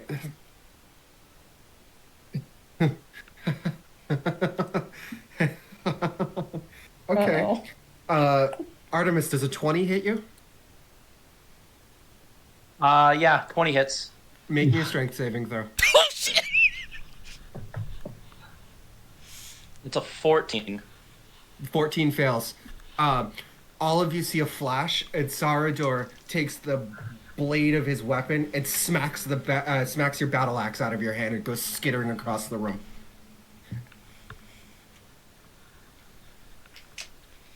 Kid. Right? And he says, "You've already destroyed my life. Let's have a nice and civilized discussion." I'm gonna Okay. still face Artemis and be like, kid, stay out of this. As I kind of get to my feet, I'm gonna use thaumaturgy. I'm gonna eat. I will ease off hearing that, by the way.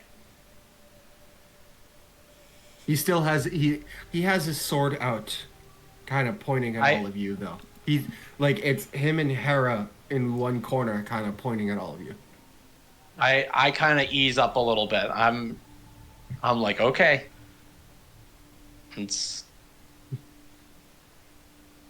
We'll talk.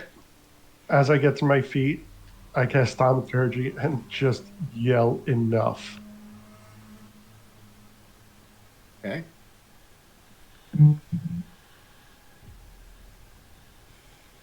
What are you using for thaumaturgy? Are you just making just a generic thunderclap? Your voice booms up to 3 times as loud as normal for 1 minute.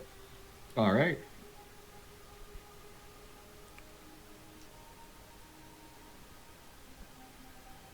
Floor is yours.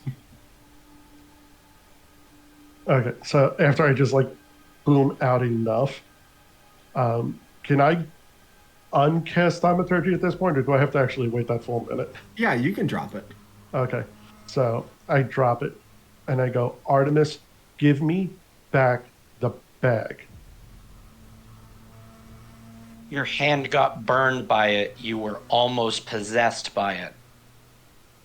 I will not let another soul get destroyed by this thing. There's more in that bag than just the fucking flail. Quickly look at Alan and be like, shush. Can I? I would like to insight that. Oh, shit. That's fine, because I'm not referring to that. Oh, never mind. I said nothing. No, you said it. Ah, fuck. You ahead. did say it. Yeah, I thought. Go ahead and roll me an insight check, Zen. Alo, and make me either a persuasion or deception check.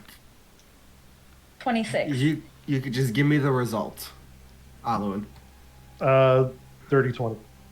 Dirty 20? All right. It's the same for either one. Fair enough. What does Zen glean from Aloan based on his statement? A lot of the items that we've kind of held on into protection are in there. The Volstrucker crystals and the Luxon beacon. Okay. That I got from Envoy. Those are in my bag of holding. Okay. So Zen, you're able to clock pretty much that it's sentimental more than anything else.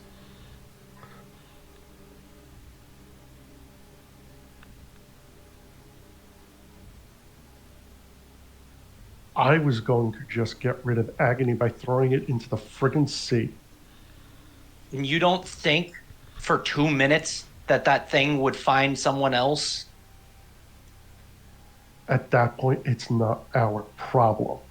What other It'll be options? someone It does else's. become our problem. It's built on vengeance. What other option do we have? Well, if we were able to meet with Caleb, Widowgast, we'd have been able to find out if there was a way that we could, I don't know, destroy it.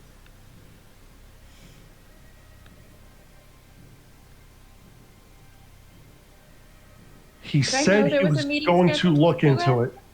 Oh wait. So you did meet with him. For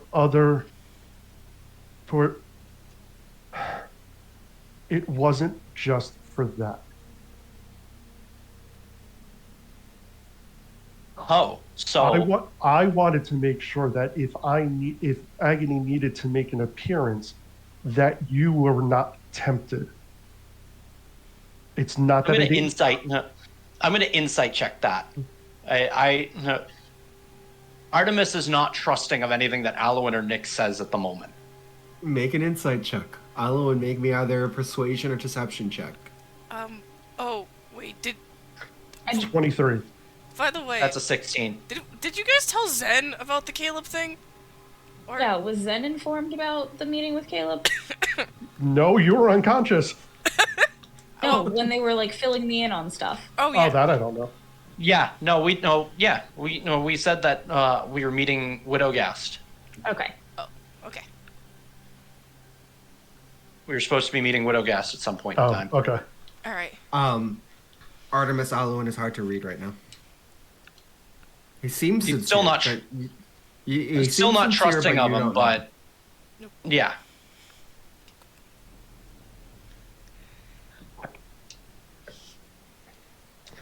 Look, whether you believe me, I look at him and go, look, whether you believe me or not, what I am doing isn't to cut you out. It is to keep us safe. We're trying to protect all of you. And I don't give a fuck if you believe me or not. That is the God's honest truth. I have seen firsthand what this thing does. You guys have seen what it's done to me. I motion at Alwyn's glove. You picked that thing up. You just got a taste of what that was. Don't think for 2 seconds that I don't want to see this thing destroyed and the world safer because of it. And once we have those answers, we will address it at that point. But right now, that thing is also feeding on the fact that they were fighting like a bunch of children. And again, Cool. we All right, have then. bigger fish to fry. Oh yes, that's a very good point. So Artemis, as you're holding the bag, it is shaking. I look down at it. I notice it shaking. And I say, I'm going to hand this off to Chris Rona. Excuse me? Because I look at Nix and say, I don't want any argument out of you. I kind of look at Nix and I'm like, it's fine. I look at Chris Rona and say, you hang on to this. You got it. Don't let any one of us near it. But you You hang on got to it. this thing, and we stick together as a team. If we're a team, we're supposed to be working together. Question. If this thing does reach into your mind and you try to reach for it, what shall I do? Resist any and all temptations from it. I look at Chris Rona. It didn't try and reach me until I actually reached for it. In the bag, it's quiet. But it can still sense things. Well, I'll keep it safe. with my life. Do not let any of us have it. Keep this with you, and we stick together as a team.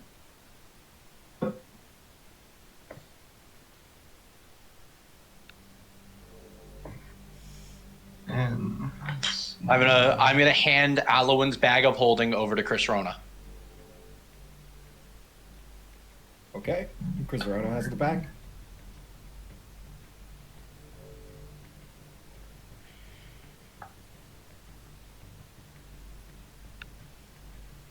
I like kind of catch my breath and like kind of calm myself for a minute. Now that that's done, I turn to Zen. What the fuck? I look at Alowin and say, I thought we were trying to keep ourselves calm here. I'm gonna grab for... This is calm. I'm gonna grab for Alwyn's wrist and say, me, you, outside, right now. No. Everyone stays here. How about... No more secrets. How about no this? more secret meetings. Fuck you. Let me talk to Alwyn. No. All done. Whatever has to be said is said up front, here and now. Did you not just miss the conversation we just had? If we're working on together on this, we're a team. No more secrets. It's fine. Agony is safe with Chris Rona. Let me have a moment with Alwyn. You guys walk off on your own secret meeting. Go talk to Widowgas without us. What the fuck? You got something to hide? Or do you guys want to work together to take down Arnott? Anything that can be said in front of all of us.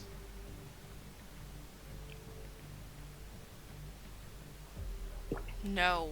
Look,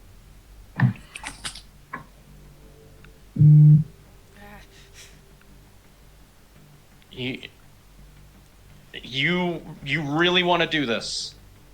You really want to do this? After all we've been through, you're willing to risk putting all of us in a divide right now, just to go ahead and talk to him. You sure about this? Under my breath, next I'm like, now's not the time. Patience.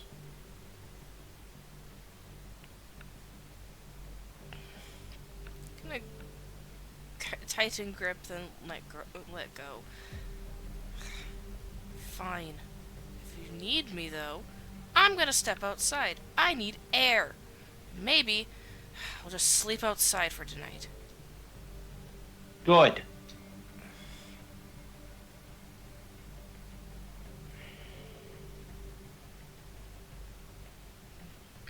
You know what? It's been a very long day. Excuse me, guys. I gotta take a call real fast. Work related. Oop. Good luck. Good luck. here's how. Okay, look. Tensions are high. It's been a very, very, very long day.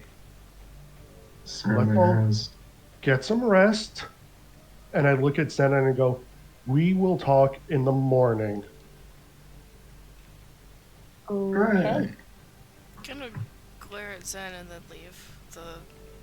Trying to just leave the... Where is this again? Under bay of the ship, correct? Oh. Yeah, you're like at the lowest level. Alright, I'm gonna like quickly take a bedroll and just go. Okay. Alright, yeah, you head outside. Someone will be on night watch tonight. It is eerily quiet. Alan just like kind of finds a dark corner and goes and tries to sleep there.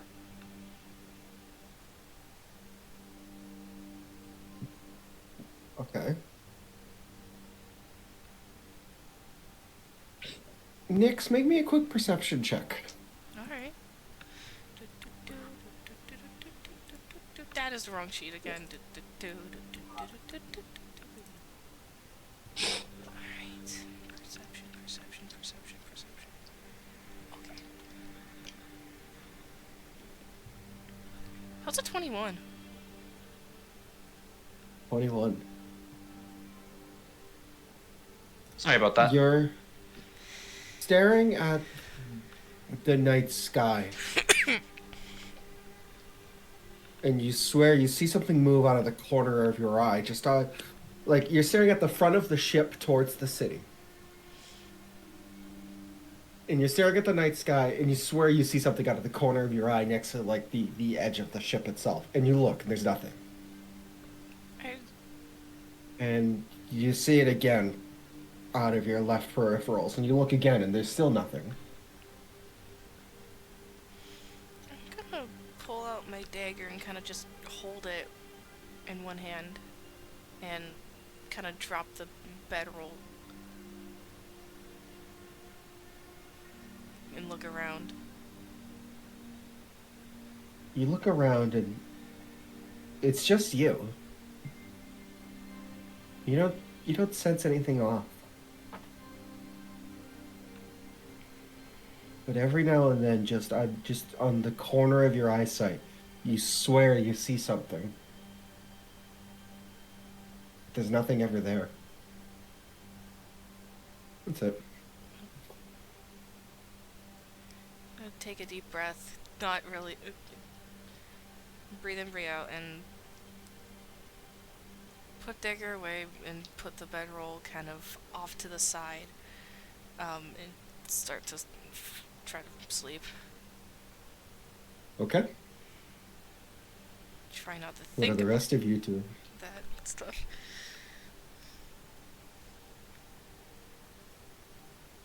What are the rest of I'm you gonna doing? leave. I'm gonna leave my battle axe where it is for right now. I'll pick it up in the morning. Okay. I went to go find that corner off, like obviously still in the same room, but just kind of away from everyone else to just kind of like get some rest. Yep. Oh, Chris Rana is just gonna be like on the same deck, but far away from everyone as possible. Let's just say, and yeah, check on his pistol. Let's just say. I'm gonna toss the kids my bedroll, by the way, and just be like, "Here, use this. At least you get some. At least you get some comfort." Okay.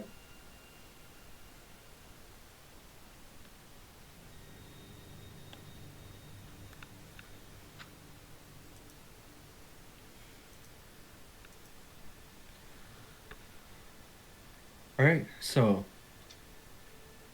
Zen, Mm-hmm. are you doing anything in particular? No, Or are you not settling really. down? Zen's kind of settling down. They're like taking stock of their injuries, kind of feeling out their like own magical connection and seeing what's kind of changed since everything went down, if anything. But mostly just kind of like taking stock of how they feel and like mentally preparing for the shit show that is going to be the next day. Okay. All right. You all settle down for well needed and well deserved long rest. You all can take that and prepare your spells. The night on the Winter Heart is uncomfortable and tense, especially in the room that you all are located in, with the two children in one corner, Alwyn in the other, and then Zen and Artemis wherever you guys placed yourselves. I would assume probably directly across the room from Alwyn. Probably. Rizrona, you have a quiet night. The pistol Matt, seems fine. I'm sending you a text just because I want to see if it's possible.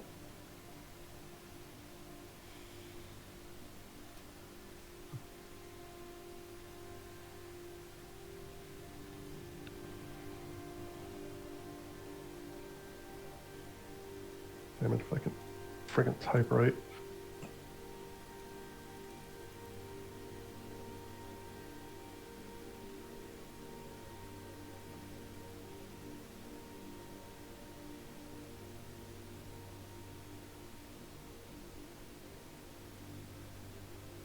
Okay, I just sent it.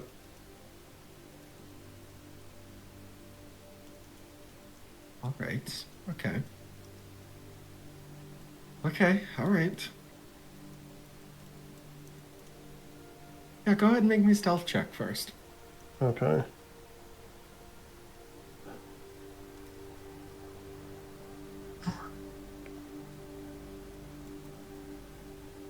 That is a 25. Yeah. You creep over Okay. to. You creep over to the bag kept by Artemis that he took from you.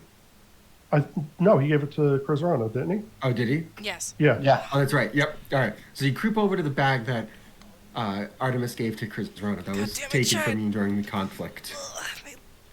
My legs. I need you to make me a sleight of hand. Okay. Oh, my leg. Has it been 4 hours since we slept? This is the good one. This is during the night. Like everyone settled down and then he came back up. Damn. All right. Okay. That is a dirty 20. A dirty 20? All right. That definitely beats his passive perception. You are able to open up Crizrona's bag. Hey, you're taking the object? Okay. I want to switch the Talon from my bag back to Crizrona's bag. All right. I would say with the dirty 20, you're able to do that. Okay. Okay. So you swap the location of that item, and you head off to a much needed long rest.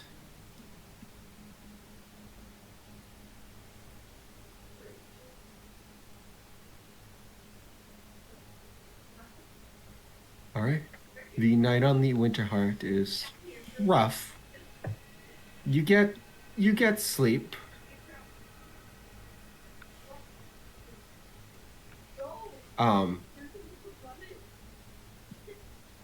Nyx, you spend a lot of your time winding down, almost jumping at shadows for some reason. But eventually you fall asleep. You all can take your long rests and prepare your spells. Yay! Oh, thank Thank God. Christ! Hold on, long rest this shit. Oh, I've been waiting so long. We're gonna take I a few gotta- minutes to get everything squared away first. Alright, let's see. All right, let's see. What do we got? What do we got? What do we got? Oh yeah, spell shit, spell shit, spell shit, spell shit, spell shit, spell shit, spell shit.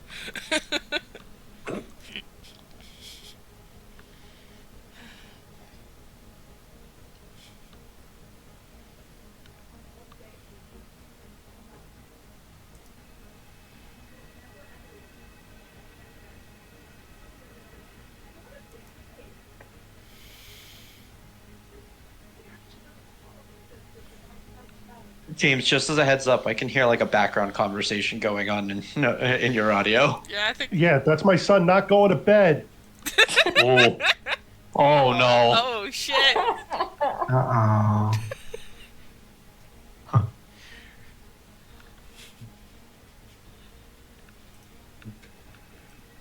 Your chat, you get to see this.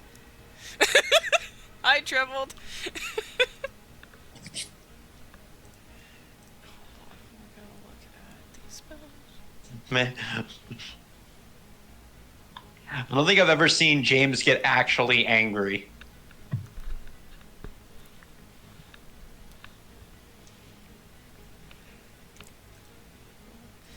What do I have right now? Okay.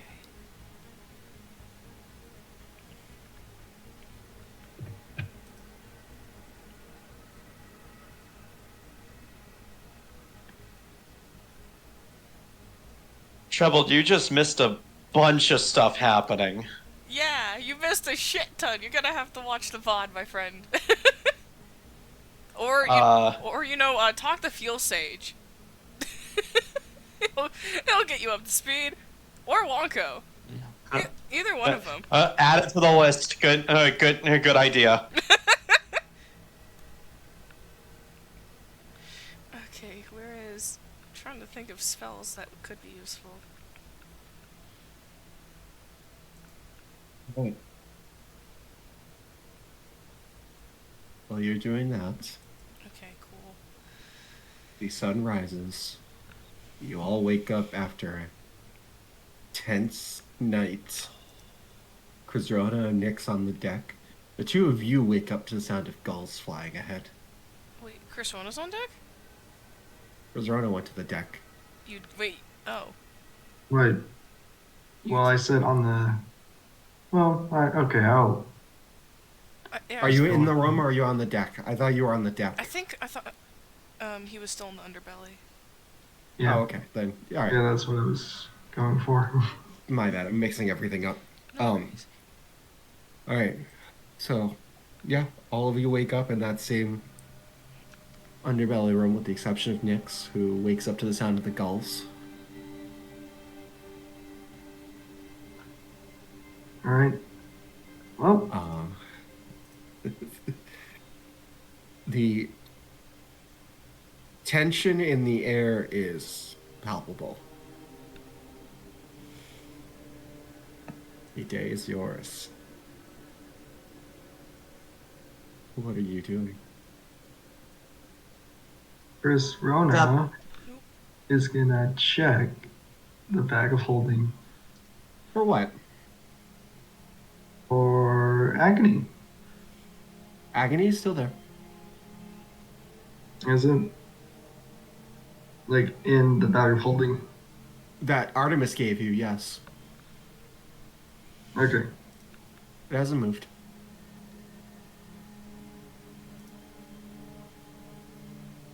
Okay. Yep. Anyone else? I grab my battle axe and and sheath it. Okay. Sarador's awake. He's kind of just eyeballing you. Especially as you grab the battle axe. Look at him and go, hey, just throwing it back. He doesn't say anything in response. He's still just watching you.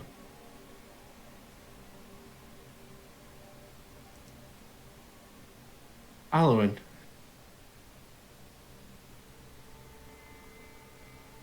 You wake up to... By the way, James, I don't know if your mic is off or not. Just as a heads up. Oh, can you hear me now? Yes. Okay, sorry. I thought I had unmuted it. Very good. You wake up not to the sound of other people getting up. You hear a voice in your head. You hear in your head, "Hello, are you the friend of Caleb? Ford told me about you guys meeting, and I think adventures are really cool and fun, and And that's the end of the message. Almost immediately after, you get another that says, "Sorry, I forgot about the word thing. So anyways, I just talked to Caleb, and he totally wanted to tell you to meet him at..." And that's the end of the message. Jesus Christ! Are you kidding me right You hear in your head again. God, this spell. So anyways, Caleb totally wanted to meet you all at the Cobalt Soul. He said, "By the way, have you been there?" That's the end of the message. And finally, you hear, "Sorry, they're like super cool and stuff, and you should totally go there. Okay, bye." And then you hear do donuts, and that's it. Donuts? Matt, it's very rare when I say this to another man. I love you.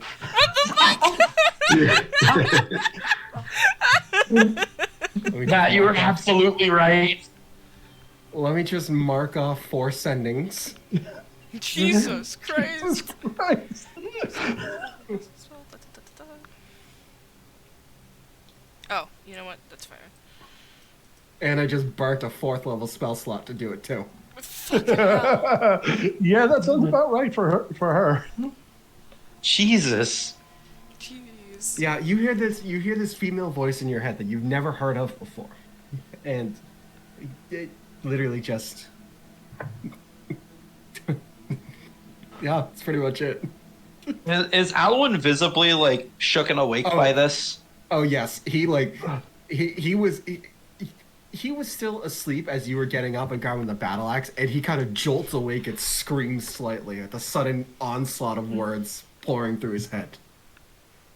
I look at him and go, "You good?"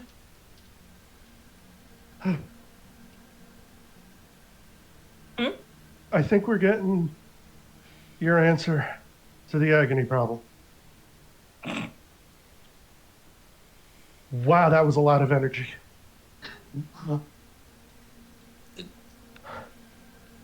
She's going to be fun to meet.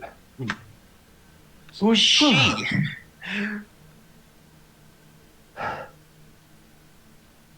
In our screening match that we had last night, Caleb was going to reach out to somebody to see what can be done about agony. That's what just woke me up. Animus kind of lets out a sigh of relief and says, "Look, I'm sorry about last night, but I don't want to take any chances with this thing." I kind of look at Artemis and I'm like, you have every right to be upset. But I said it last night, and I'm going to say it again with a clear head now. This wasn't meant to cut you out. This was meant to try and keep us as safe as possible. Oh god, for some water.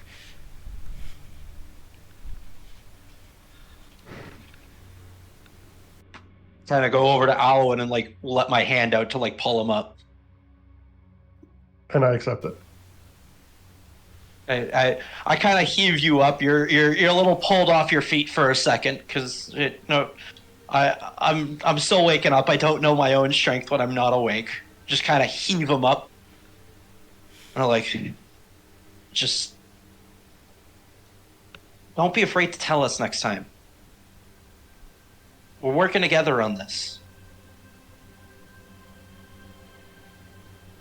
I know. And where is Zen right now? Where is Zen right now? I mean, Zen is everybody in the on deck or still in the room? I would say probably still in the room. Okay. If you're not awake yet, you'd probably get woken up by Alwyn's scream. Yeah. I mean, Zen doesn't tend to sleep super late anyways, so they would have been up fairly early. Okay. I kind of just glance over at Zen, then glance back at Artemis, and I'm just like, trust me, if there were other avenues, I would have kept you in the loop.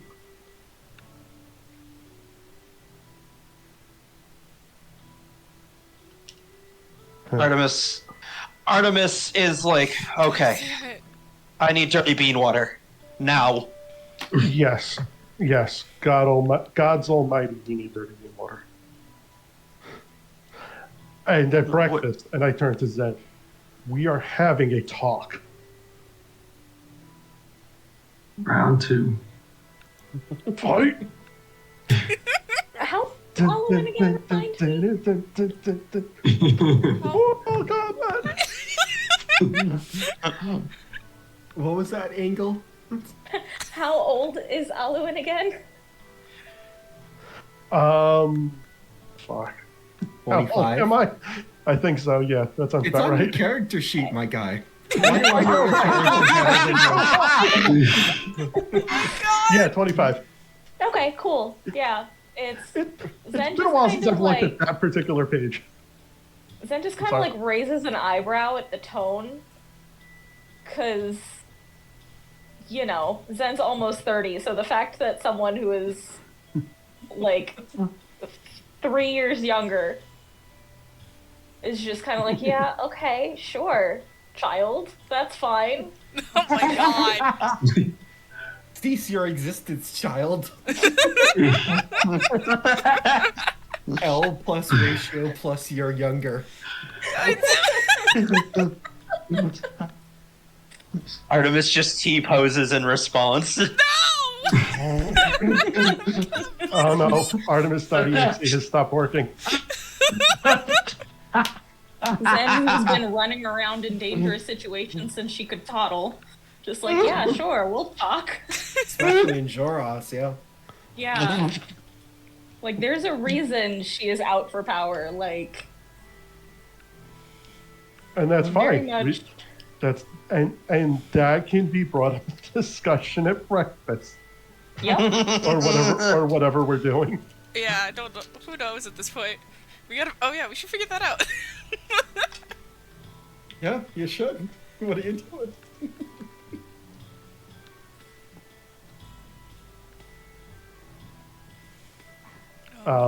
I say let's go collect Nix and then we'll figure out we'll figure it out. We'll figure it out from there. But we have to get over to the Cobalt Soul.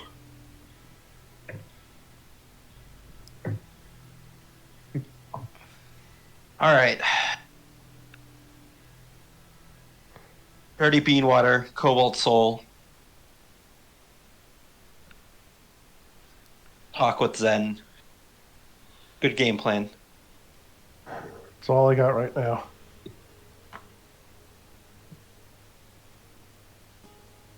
I look at Aloe and say, I hope you learned how to make dirty bean water from your parents, because if this is not good... Oh, no. I've made you dirty bean water. You know my dirty bean water is good.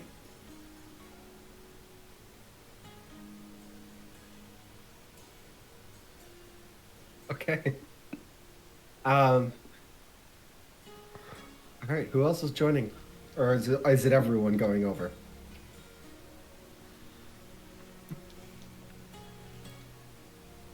And we're going to collect Nix first, and then figure out how we're getting dirty bean water. You're gonna pass by the small kitchenette area of the ship, going up to get Nix. That's why I ask. Oh, okay. Oh. I shotgun a cup of dirty bean water. That's assuming they have dirty bean water. I'm asking who's going with first. Oh, okay. Sorry. Well, I know Alan's getting dirty bean water. The coffee clutch. Coffee clutch. Saying this as actual finished coffee. All right. I'm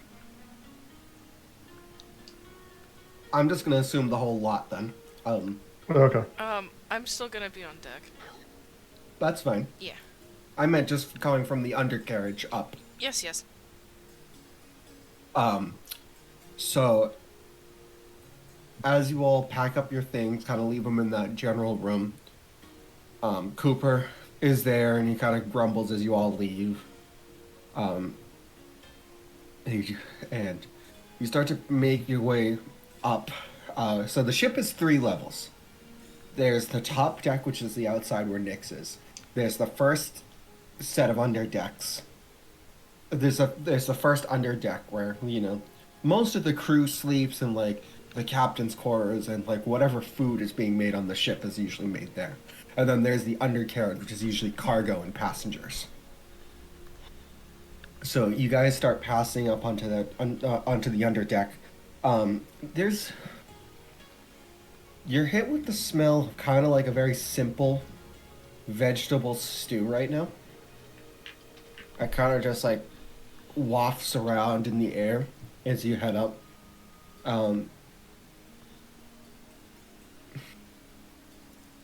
You do smell bean water. But it's not strong bean water. It's very much this is meant to be an on-the-sea, watered-down version of bean water. Bean water is bean water. Alright, you shotgun some bean water. Hey, you literally I look pierced at- the side of the mug. I look at Aloe and say, Jesus, this is weak. Have more than one cup. If I'm not careful, I'll drink the entire carafe. Oh, you go to reach for a second cup, and a large, like, muscular hand smacks down on the counter, like, where, like, the various mugs are. And he points to a sign. And it says, no second servings.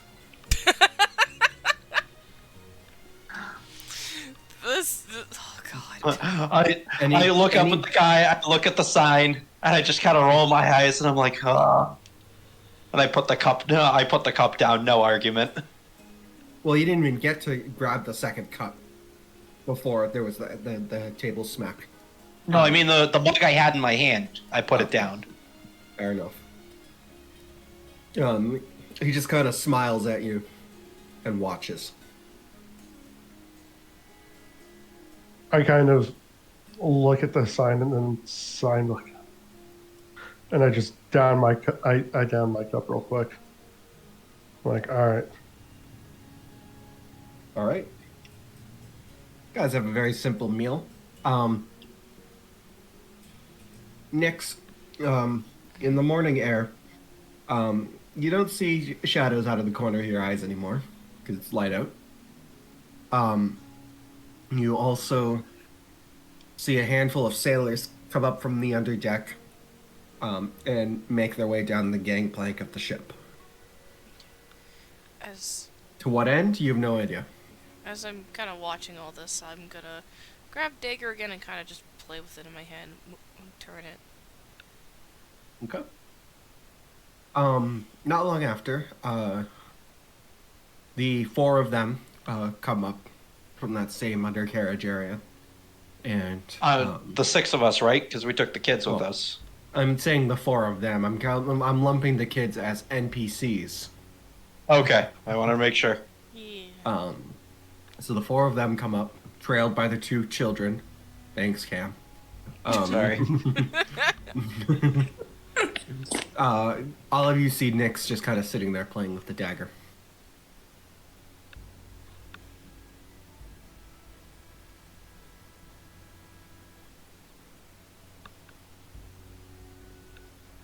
I got nothing else, so. Just kind of waiting. I kind of look over at Nyx and I'm just like a little weary, especially because of last night, but I'm looking over. So how did you sleep? Gonna sigh. I slept.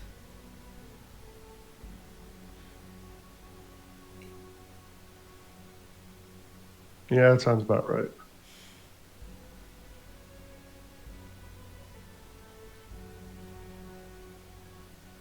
All right. Well, I got word from the one Caleb told us about, and we were told to meet them at the Cobalt Soul. We're going back there again, huh? Well, I mean, to get back to Rexentrum, we'd have to go there anyway, so. Fair enough. Do have questions. Do have more questions for him, anyways. So this would be a good opportunity. Yeah. I kind of look over at Alwyn and say, "Well, we do need to still look into Schottengrad before we go back." Don't. Someone's finally saying it. That's also very true. So, all right, we'll have to do. Let's not go to Schottengrad. Well, Why not? I mean, we were tasked with it by Schreiber, your boss. We need to go there. that's true. We do need to look into that. Let's We're not gonna go to the Cobalt Soul. We're not gonna find anything matron related there. Already found that out. It doesn't matter. We're looking into Arnaud, not the matron. Arnaud was over there. We need to look into what he was doing. Alright.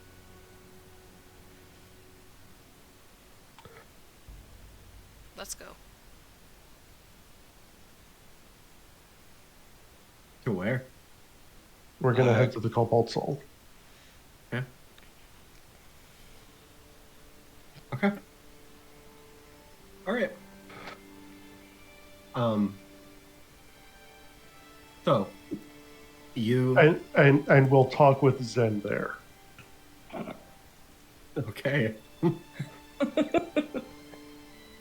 So heading to the Cobalt Soul will take you the better part of the morning, just because you're literally crossing the length of Port Damali.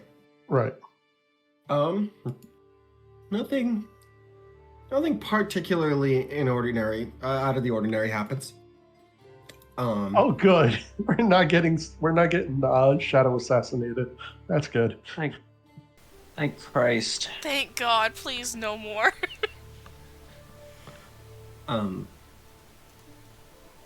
You arrive to the Cobalt Soul, the massive marbled building, the cobalt blue roof. You see Aluin, a familiar symbol of a giant eye, worshipping Ion, the knowing mentor. And below it you see the common circular spirograph of the logo of the Cobalt Soul. All right. Well, hopefully we'll get our answers.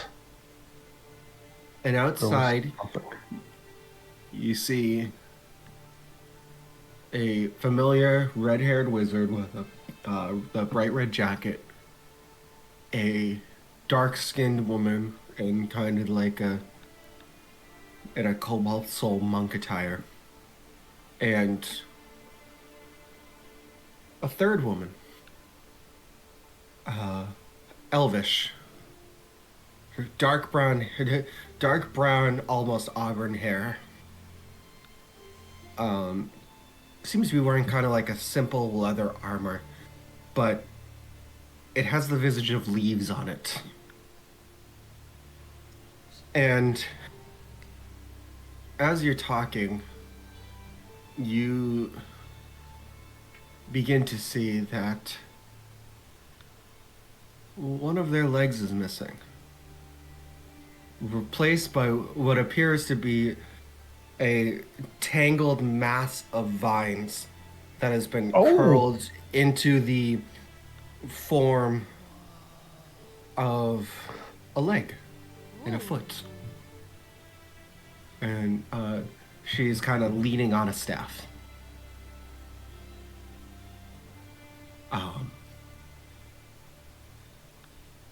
And so as we approach, I obviously acknowledge Bo and Caleb.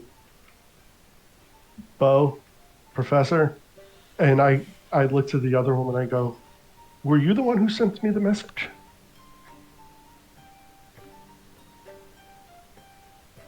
Bo elbows Caleb and says, "The professor thing's really sticking, huh?" He just kind of sighs. He says, I kind of look to Bo for a moment, and I just go, "Well, if you didn't tell me otherwise, I would still refer to you as High Inquisitor Lionette." So. "Yes, but I have told you many times, do not call me Professor." And the woman kind of shakes her head and kind of gives a chuckle. And at this point, you can see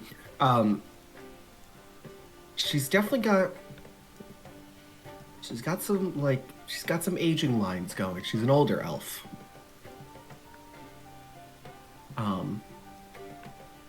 Probably like late 40s.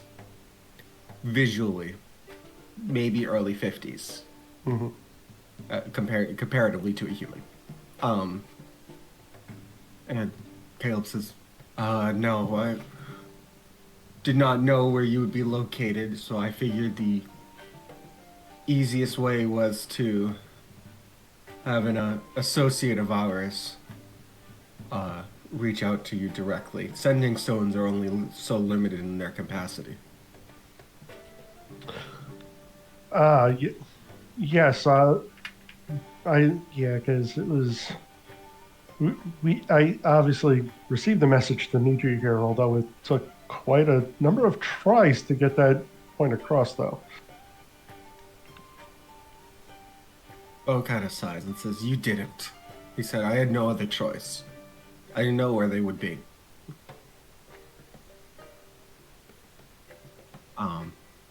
Anyways, he scans over the group, and he kind of hones in on you, Zen, for a brief moment. Like, he gives everyone a quick pass by, but he kind of holds his gaze for a moment on you, and then keeps going. And he actually does the same to you, Artemis. And then he looks at you, Alwyn, and Nyx. Kind of gives, like, a raised eyebrow.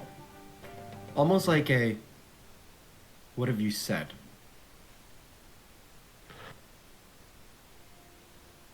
So, I take it you have figured out what we are to do with Agony, then, as we discussed yesterday.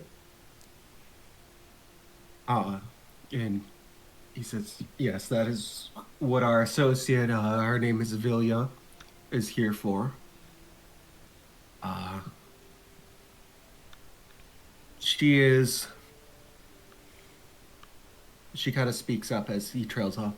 I am well acquainted with a few vestiges."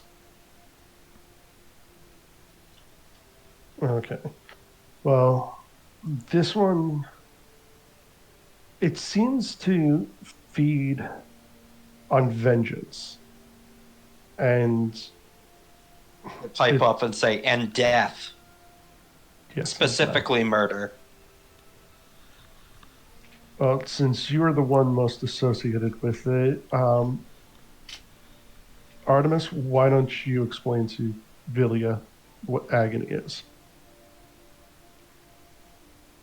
I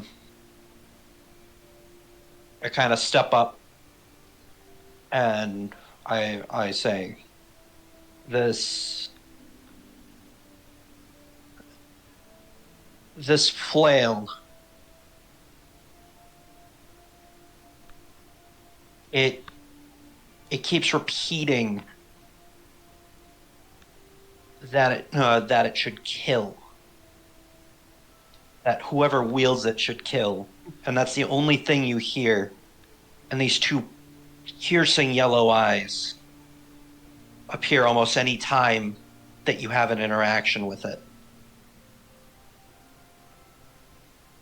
On numerous occasions, my vision has gone blank, except for seeing two piercing yellow eyes staring back at me. I kind of motion for Chris Ronan. Oh, go ahead. She says, "And you're the one that has been wielding it?" Yes. I recently rejected it after a gruesome and enlightening battle. I motioned for Chris Rona to come up with the bag of holding. And like, Chris Rona, open it so that way at least she can see. Yep, he comes forward and releases the bag of holding from his belt and opens it up. She kind of gestures as like, "Hey, may I?" I nod. She doesn't reach into the bag. She looks into the bag. And then she pulls her head out of the bag, points the staff in the bag, and then looks into the bag. And then the next time she pulls her head out of the bag, she pulls the staff out. And kind of encased in this small glowing pink sphere is agony.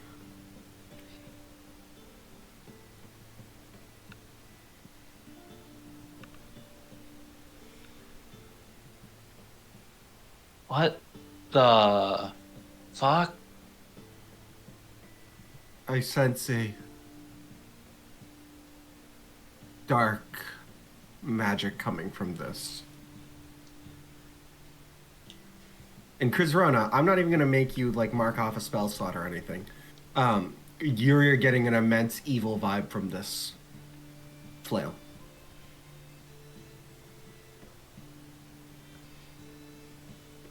Yeah, you just see it like a look of disgust and horror, like he doesn't want to touch it.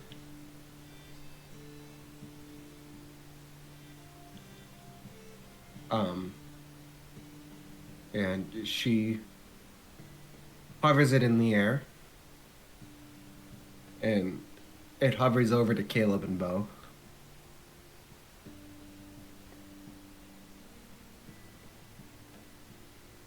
And they gotta give a quick look. Sorry, I'm a little bit distracted too.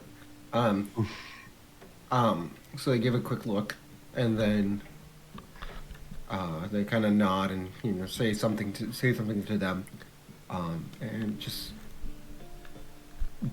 Do you think you'd be able to find this thing's undoing? And she kind of nods, and she says, "Yes, but I'll need the one it was bound to."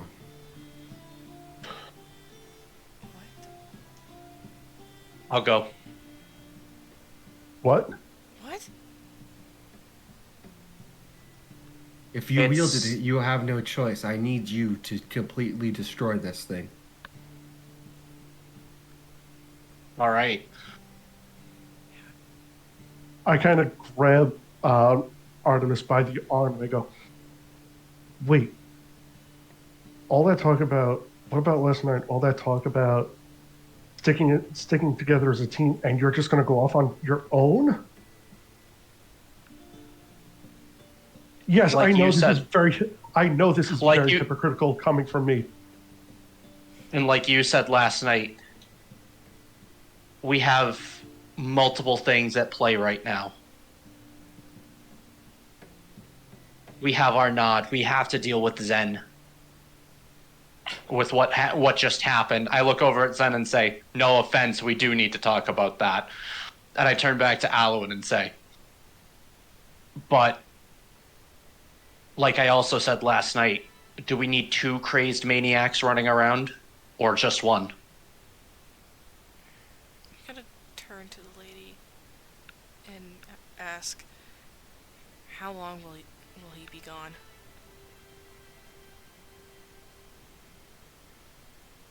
She kind of sighs, and she says, "I don't know. We need to dive into the inner machinations of this weapon, of whatever this creature is on the other side of it. The thing about vestiges is they're not idly destroyed like you would melt down a sword or something of that kind. It only works in very specific instances. And we need to find out what that is first. That could take, at minimum, days, at maximum years, decades. Years?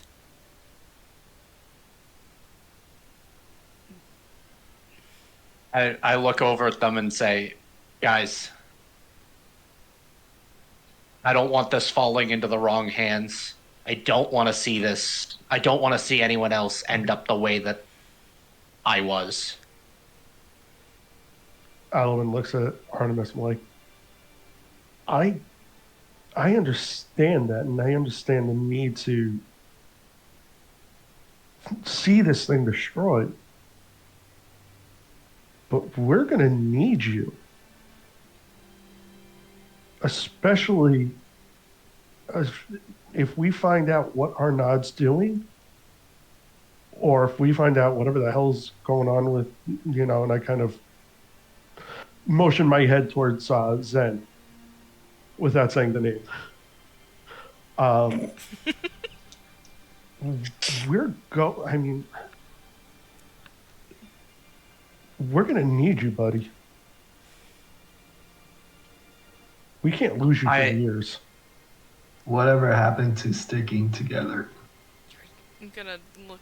All right, so quickly above table, guys. Quickly, this is something that after the last combat I kind of talked about with Matt and was like, yeah, this is kind of a route I want to take with Artemis. Like, he's gonna want to see through the destruction of this. So we're still gonna fight against it.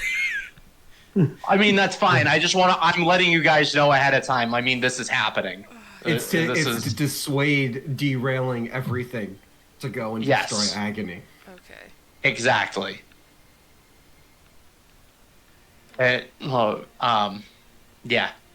Okay. I kind of look at everyone and say, you guys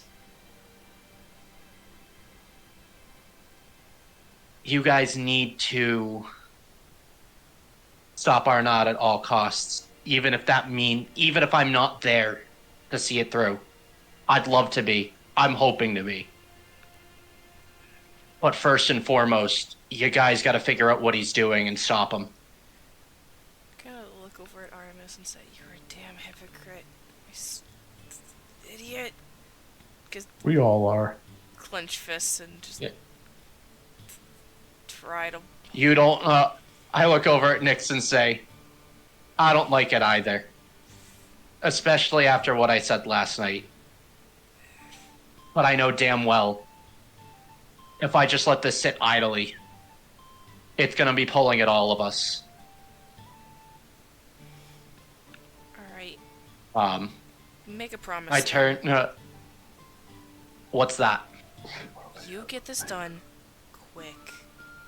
Please. I do this as fast as I can. And then come back to us. That's all I ask, at least. Just... I look over to the kids and say, they have other work that they have to do. If you want, before we go off, before I look over at, what's her name? I can't remember, I'm sorry. The new lady. Villia. I look over at Villia and say, before Miss Villia and I step off to do this, I can either drop you at the Manor and Rec Centrum, or you guys are more than welcome to join me on this adventure. I know you. I look over at Sarid. Sarador, yeah. Sarador. I look over at Sarador and say, I know you were interested in going on an adventure. This will be one hell of a ride.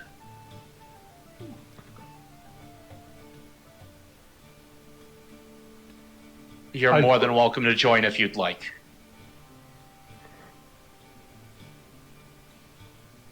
They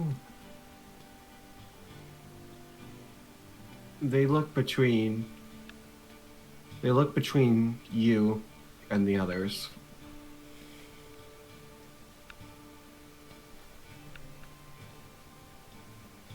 They're unsure right now. Alwyn reaches into his, kind of like slings off his backpack for a minute and reaches into it. I walk up to Artemis and I go, if this is something you're going to do, you better come back to us in one piece. And you're going to need a little bit of help, maybe a little luck. And I pull out my scroll of Fortune's Favor and I give it to him. Caleb raises his eyebrows the moment you pull out that scroll. Okay. Use this for the biggest emergency you have. This is going to help. Keep it safe. All right. What do I do with it? One at a time. I look at Alwyn and say, "You guys have messed with these things. I don't know how to do this. I hit things." Caleb speaks up, and he says, "When you cast the spell using the scroll, for the next 8 hours, you could temporarily change fate in your favor." Change fate, huh? Kind of nods. Sir, is there anything else I need to know about it? Just read it, and it will take care of itself. Cool. Alwyn, remove the scroll of fortune's favor. All right. Is there anything else I need with the scroll? Like any? No. I'll text you. I'll send you all the information on that one, Cam. Matt, do I add a scroll of fortune's favor? We'll do that, and we'll do that after. Okay, Yeah. That's fine. And obviously, if you don't use it, you can always bring it back. I'd appreciate. Oh yeah, no. I mean, it's good to it's always good to have that can of liquid Schwartz around. Exactly. And I just kind of give him a hug and be like, "You were the first friend I've had in quite some time. You better fucking come back and know what you're doing." I look at him and I give him a grin and say, "After all we've been through, you think I'm gonna let you off that easy?" I pull him in for a hug.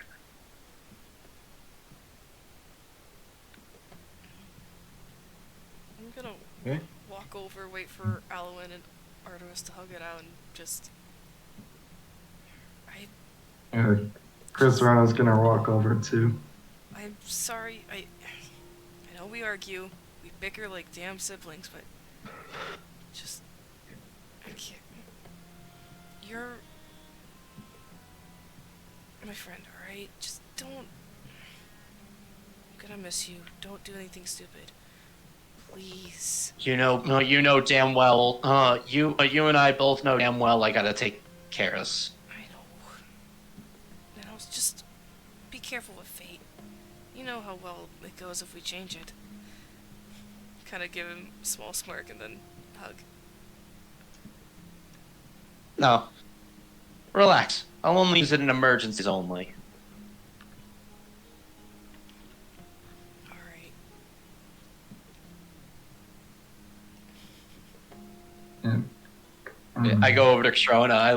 I look at him and say, "Keep these guys safe." I will. I trust you as much as you trusted me.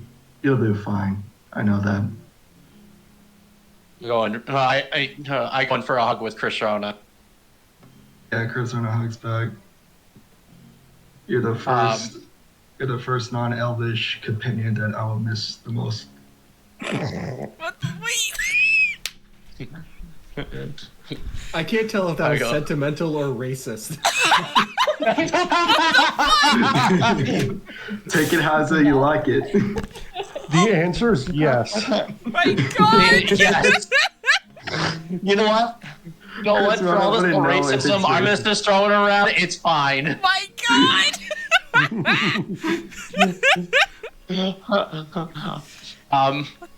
And lastly, I go over to him. I say, "Look, what happened back there? Power is great, I don't have alcohol! but don't compromise yourself for it. I trust that you'll make the right decision." I have no those. See, guys, I have no alcohol! Fuck off! the Stop ruining the moment! I trust that you'll make the right decision. Oh, fuck. Where'd it go? Just, for fuck's sake, do what you need to do, but do it. Do what's the best interest of the party.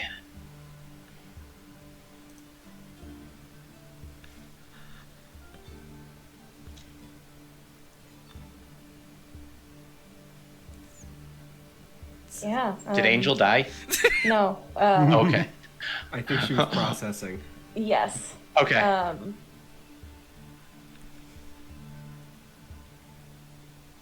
Zen just kind of nods, says, I'll try and make sure they stay safe too. You take care of yourself out there and come back soon, yeah? I mean, I can't just go ahead and let you guys save the world all by your onesies.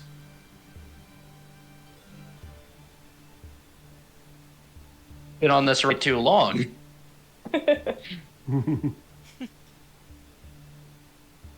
And yeah, I do go in for a hug with Zen.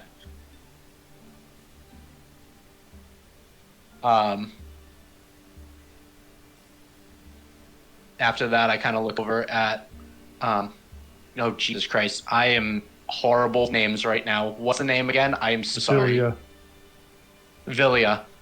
I go over to Villia. I look at the kid and say, "It's now or never, guys. Your call."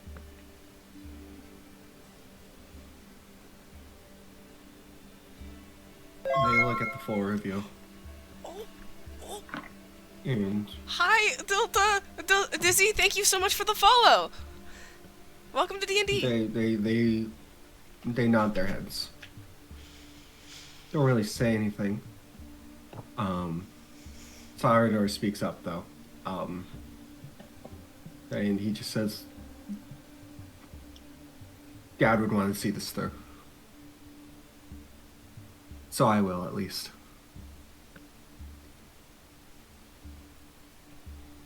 Hera just nods. All right.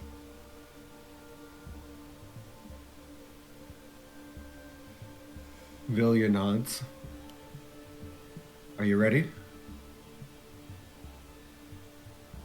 Sooner we do, sooner we can get back to what we were doing. Make no promises. She begins to step over towards the side of the Cobalt Soul building. Caleb and Bo start to follow after the four of them. Are you guys following?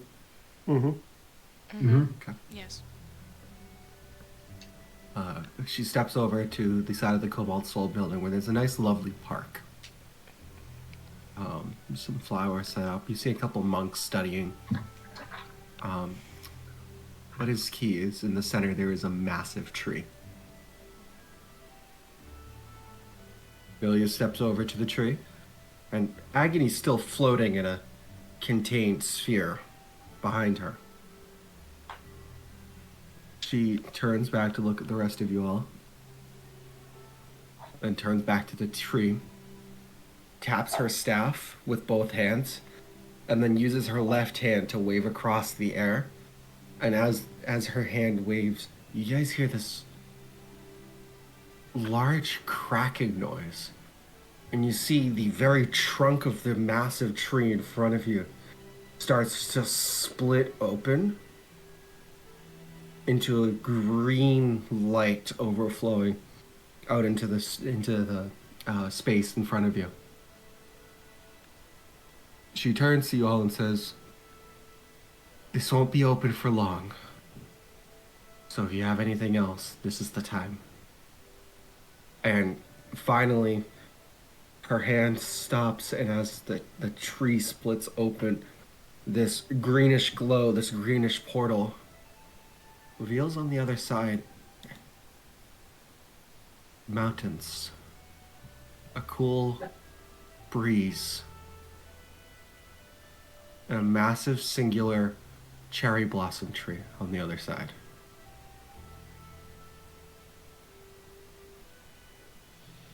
Turn back to the party and say, "I'm back. You better be. I promise." You take care of yourself out there. I have the sending stone. I'm going to be checking up on you.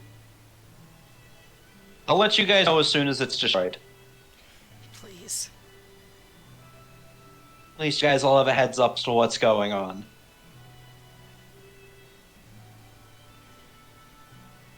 I'll look at Alwyn and say, "You better not be pooping."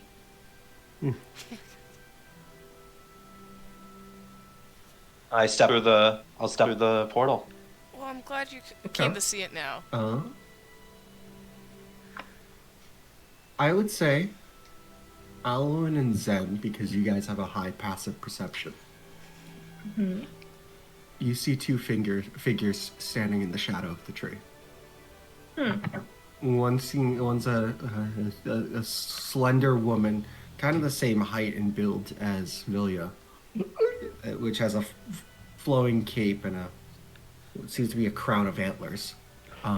The other is about gnome size, with like a set of plate armor or something like that. It's female gnome, but they're kind of just standing there waiting. Vilya looks at the two children, says, "Now's the time." And they nod and they step through after Artemis. She gives a nod to Caleb and Bo. They nod back. And Vilya steps through the tree. And as she steps through, the bark starts to twist back into place, sealing itself back up like there was never a hole there in the first place.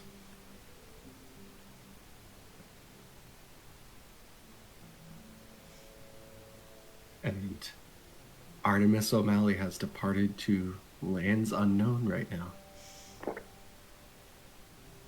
So I'm going to temporarily mute you, Cam, because you're not here. Fine. Oh, goddamn. All right.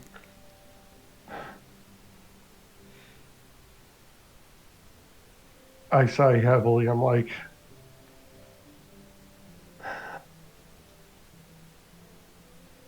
at least we know, hopefully he'll be back. He better keep his promise, I swear.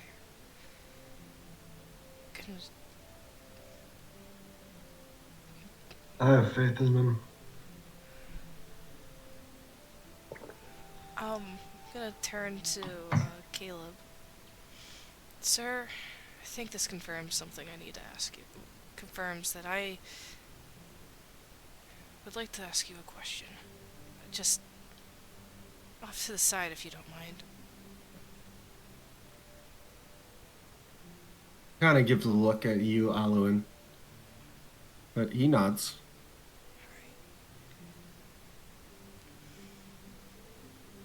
All right, you step off to the side with Caleb.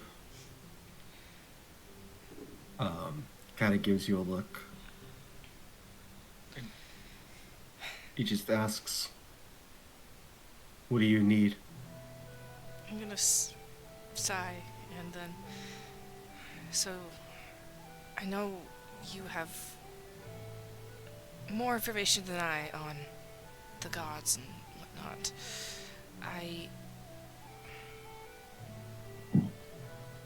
I'm willing to do anything for this. Is there a way to get power from the matron without that sword? I'm willing to give blood for this. Artemis is gone. I need to protect the part. I want to protect my friends. Is there any way?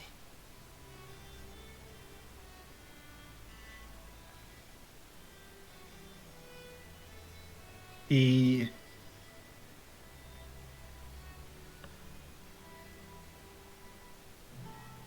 kind of gives you a look and he says,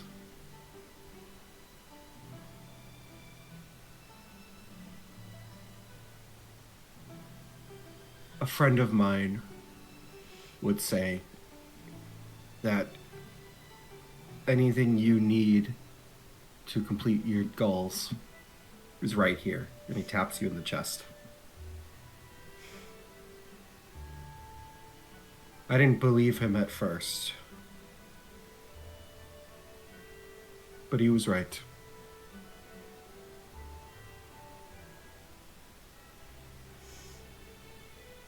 So what's inside me all this time, huh? That's what you're pointing out? Just... It sounds tacky, but It that was does. kind of his whole thing.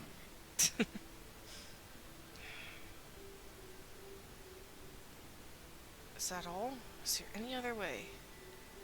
I feel desperate in this moment. I feel the need to protect. More than ever.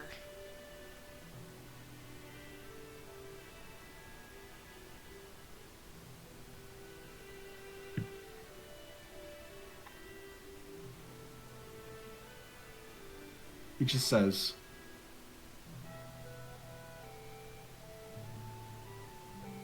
"Let me tell you about a friend named Molly."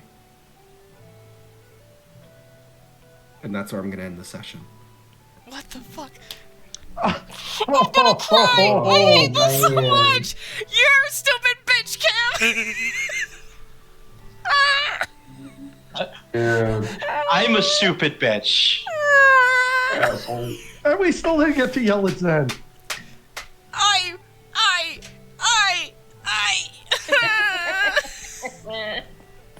Look, You were an I'm a asshole. theater kid. It made thematic sense. You're I an had to asshole. do it.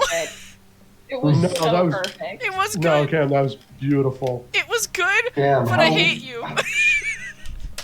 Cam, how long have you been planning that? Since the fight? Like, last 2 weeks? Yeah. Yeah? I knew. Wow. Angel was there when I was initially talking about it with Matt, and I was like, all right, look, you gotta keep this under wraps. I swear to God. And then when you and James went off to go ahead and talk to Caleb, I messaged James privately, and I was like, dude, you are fucking up so much right now. I hope you realize that. Yep, sure was. You want to know something? James and I had this planned for like a week. Yeah, we really did, because it was. I didn't want to say anything to you guys because it made sense thematically. We were talking about No. like Alwyn and Nyx's relationship as like, oh, we're becoming like sibling bond shit, and then it got into what the fuck are we gonna do? All right.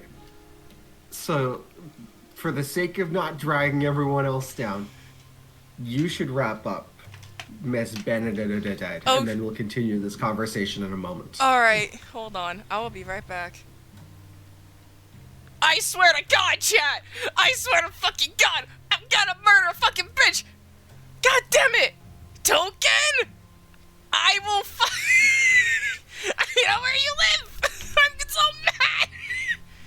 Fuck! Alright, if I knew this was brewing, I would have done something. This stupid bitch! This stupid fucking bitch! I swear to God!